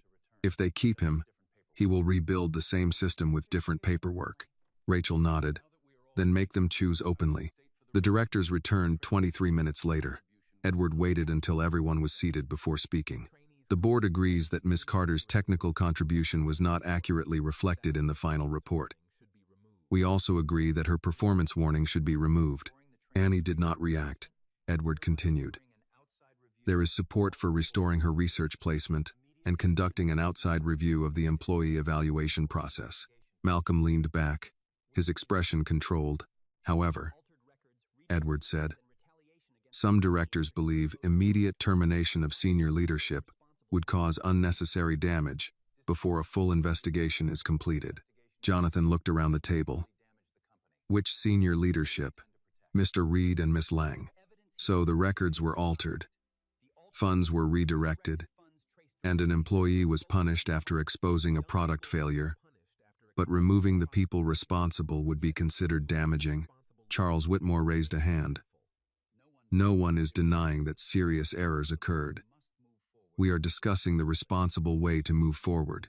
Responsible for whom? Jonathan asked. For 6,000 employees, our investors and the hospitals that depend on us. Annie looked toward Jonathan, but he kept his attention on the board. Margaret Ellis spoke next. The proposal is to restore Miss Carter's position, place a formal correction in her file, and continue the investigation under board supervision. Malcolm and Victoria would remain in their roles but lose authority over her case. Jonathan gave a short nod. You want to protect Annie without changing the people who made protecting her necessary. That is not what I said. It is what the proposal does. Malcolm leaned forward. Jonathan, this company cannot be dismantled every time an internal process fails. This was not one process. The investigation is incomplete. The editing logs are complete. The budget transfer is complete. The false performance warning is complete. Victoria spoke for the first time since the recess. No one has proven that I personally intended to discriminate against Miss Carter. Rachel answered before Jonathan could. Intent is relevant. So are actions, patterns, and documented consequences. Edward raised his hand. We are not holding a trial. No, Jonathan said. A trial would require everyone to testify under oath. The room went silent. Edward studied him. What are you proposing? Jonathan opened the folder in front of him and removed a single sheet of paper. I am proposing that Malcolm Reed be terminated, Victoria Lang be suspended pending an outside investigation, every employee evaluation from the last 5 years be reviewed, and all accessibility funds transferred to communications be restored. Charles frowned. That could cost millions. It should. You are asking the board to admit that the problem extends beyond Miss Carter. It does. And if the board refuses? Jonathan placed the paper on the table. Rachel had seen the letter. No one else had. Edward picked it up and read the first line. This is your resignation, effective immediately if the board chooses to protect the system we exposed today. Malcolm stared at him. You would walk away from the company you built over this? Jonathan looked at Annie's old prosthetic lying among the reports. No, I would walk away because of what I allowed this company to become. You're threatening the board. I'm giving the board an honest choice. Keep Malcolm. Close the investigation and explain publicly why I resigned. Or remove him and repair what he damaged. Margaret looked toward Rachel. Would he release the records? Rachel did not soften her answer. The evidence concerns employee rights, product reporting, and the use of designated accessibility funds. Concealing it would create greater legal exposure than disclosing it. Malcolm pushed his chair back. This is reckless. Jonathan met his eyes. Reckless was blaming customers for defective equipment. Reckless was altering records because the truth came from someone you did not respect. Malcolm pointed toward Annie. You are risking a corporation over an 18-year-old trainee. Annie spoke before Jonathan could answer. No, sir. The company was already at risk. I just wrote down what everyone else kept ignoring. Edward called for a formal vote. The first motion concerned Malcolm's termination. 4 directors voted against it. 7 voted in favor. For the first time that morning, Malcolm lost control of his expression. This board will regret acting on emotion, he said. Edward looked at the evidence spread across the table. The decision is based on the record. Security waited outside while Malcolm collected his documents. The second vote suspended Victoria and referred the altered files and budget transfers to an independent investigator. It passed 8-3. The remaining measures passed one after another. Review 5 years of promotion decisions, restore the accessibility budget, create an independent employee rights panel, and protect every worker who had provided evidence. Annie's warning was removed. Her research placement was restored under a paid technical assistant contract. The company agreed to support her education at Central Piedmont, provided she met the same academic standards applied to every scholarship recipient. Jonathan would remain chairman during the reform period, but an outside committee would review executive decisions. When the meeting ended, directors began leaving without conversation. Jonathan folded his resignation letter and returned it to the folder. Annie picked up her old prosthetic. "You were really going to leave," she said. "Yes. For someone you met 3 months ago? For people I should have noticed years ago?" Annie looked through the glass wall toward employees moving between offices below. "I'm grateful," she said. "But don't turn me into the happy ending." Jonathan waited. She held the worn prosthetic against her side. "Now, make sure I'm not the last one they finally see." Jonathan looked at the corrected reports, the investigation order, and the empty chair Malcolm had occupied. The vote had ended the fight inside the boardroom. Changing the company would require him to keep making the same choice after no one was watching. 1 year later, Jonathan returned to the West Charlotte Service Center without an assistant, a scheduled tour, or a manager waiting at the entrance. He parked between the same rows of pickup trucks and compact cars, carried his own coffee inside, and nodded to the security guard. "Morning, Mr. Bennett." "Morning, George. How's your knee?" "Better since your people stopped calling every problem user error." Jonathan smiled. Good answer. The center looked familiar, but it no longer felt forgotten. New workstations filled one side of the service floor, and an electronic board displayed customer issues being reviewed across the company. Employees could now flag a pattern without waiting for a supervisor to approve the concern. Jonathan walked toward the hallway where he had first heard Annie's prosthetic lock clicking behind a half-open door. The storage room was gone. In its place stood a bright employee support room with an adjustable chair, a fitting bench, and cabinets containing replacement straps, socket liners, and basic mobility supplies. A physical therapist visited twice each month, and employees could request assistance through an independent system that did not pass through their direct supervisors. The old folding chair remained in one corner. Above it, a framed sign read, "No one should have to hide their pain to keep their job." Jonathan rested a hand on the chair's metal back. "You're early." He turned. Sam Wilson stood in the doorway holding 2 cups of coffee. His hair had grown whiter, but his gray Bennett polo was still tucked into pressed khakis. "I thought senior advisors arrived before everyone else," Jonathan said. "Senior advisors arrive when they feel like it." Sam handed him a cup. Jonathan nodded toward the room. "You kept the chair." Helen insisted. "Of course she did. She said if we threw it away, some executive might start believing the company had always done the right thing." Jonathan took a sip. "Where is she?" "Training 2 new customer service employees and making them afraid to skip breakfast." They stepped onto the main floor. Near the reception desk, Helen stood over a young man who was trying to work while holding an unopened container of oatmeal. "You have 5 minutes before I feed you myself," she said. The young man looked toward Jonathan for help. Jonathan raised both hands. "I don't interfere with established authority." Helen noticed him. "You learned something after all." She hugged him before he could offer a handshake. A plate of pecan bars sat beside her keyboard. Jonathan picked one up. "That is your second," Helen said. "I just arrived.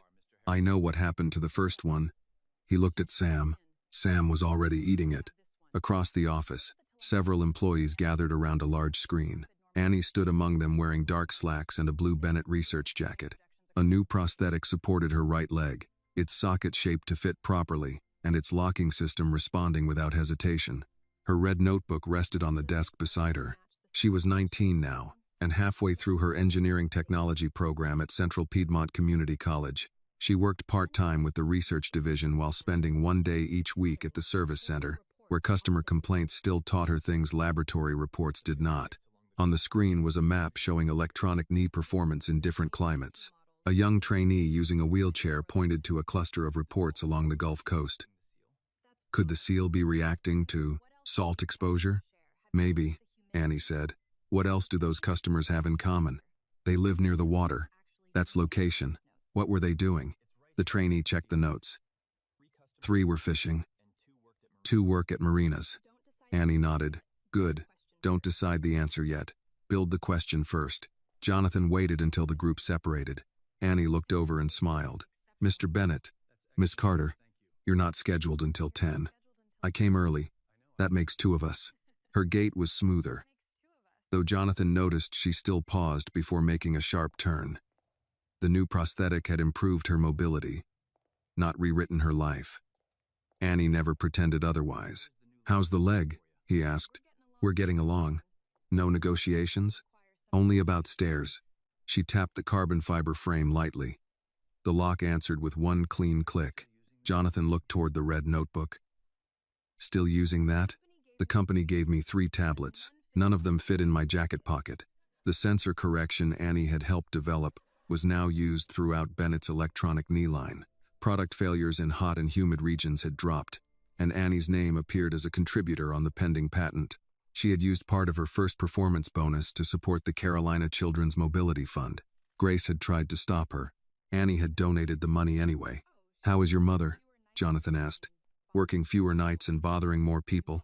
She calls it volunteering, Grace said from behind him. Jonathan turned as she approached carrying a box of application forms. She now helped families request mobility grants and challenge insurance denials. Grace shook his hand. Good to see you. You too. Annie says you're bothering people. I raised her. She should recognize professional skill. Annie looked inside the box. More applications? 7 families. 2 were denied because the wording on the forms didn't match the insurance codes. Send me copies. You have class tonight. I can look at them tomorrow. Grace gave Jonathan a familiar look. She has a properly fitted leg now. We're still working on properly fitted boundaries, Jonathan said. That program may take longer. The company had changed in ways that could be measured. Every internship was now paid. Technical candidates were evaluated through published standards. Employees could review the history of changes made to their performance files, and promotion decisions required written explanations. 5 years of old evaluations had been reopened. Some decisions remained unchanged, but dozens of employees received new training opportunities, corrected records, or compensation. Victoria Lang had been dismissed after the independent investigation confirmed that she had altered personnel files and falsely certified that accommodation requests had been resolved. Malcolm Reed no longer worked in medical technology. The board had referred the financial transfers and altered product records to federal investigators. Jonathan did not consider their removal the company's greatest change. The greater change was that employees had stopped assuming silence was the price of keeping their jobs. Sam joined the Employee Advisory Council and refused an office at headquarters. Helen became an official mentor for new service workers, though she claimed the title only meant she could now tell people to eat breakfast with board approval. The Bennett Opportunity Fund supported students from working-class families, including Black students and people with disabilities pursuing careers in engineering and medical technology. The New Steps Fund helped provide prosthetic fittings, repairs, and physical therapy to families whose insurance did not cover the full cost. Jonathan still read reports, but he no longer mistook them for the whole truth. Each month, he spent 2 days visiting service centers, factories, and laboratories without prepared presentations. During employee meetings, direct supervisors were asked to leave the room. Not every visit uncovered injustice. Sometimes employees complained about vending machines, parking spaces, or coffee. Jonathan listened anyway. Annie motioned toward the training area. The new internship group starts today. Jonathan recognized none of the young people waiting inside, which pleased him. One was a veteran missing his left arm. Another was a Black student from a rural community college. A middle-aged mother sat beside a young man who used a wheelchair. None had come through family connections or elite universities. Their applications had been reviewed without photographs, names, or home addresses during the first stage. Jonathan watched Annie hand each person a training packet. A year earlier, she had entered the research building carrying a discount store jacket and an old prosthetic. While people with better titles decided she was an act of charity, now she was the person welcoming others into the room. What do the reports say about the new program? Jonathan asked. Annie glanced at him. They say it's working. And what do the people say? She opened the door leading toward the work floor. Come see for yourself. Annie walked ahead, the lock in her prosthetic sounding firm with each step. Jonathan followed. He had once believed a report could tell him the value of a company. It could measure profit, efficiency, and growth. But it could not show him the young employee helping a frightened customer, the older manager preserving a rejected recommendation, or the coworker who finally decided silence was not loyalty. Those truths lived beyond the executive floor. They waited in service centers, storage rooms, and conversations leaders were often too busy to hear. Jonathan had come to Charlotte to inspect his employees. Annie Carter had taught him to inspect the system instead.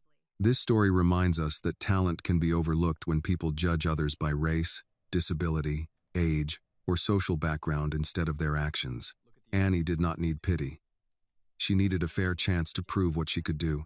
Jonathan learned that good leadership requires more than reading reports. It requires listening, observing, and taking responsibility when a system treats people unfairly. True justice is not giving someone an advantage they did not earn, but removing the barriers that kept their hard work from being recognized. This video is a work of fiction created with the assistance of artificial intelligence. All characters, events, and situations are not real, and do not represent any actual people or true stories. The content is intended for storytelling and emotional illustration only.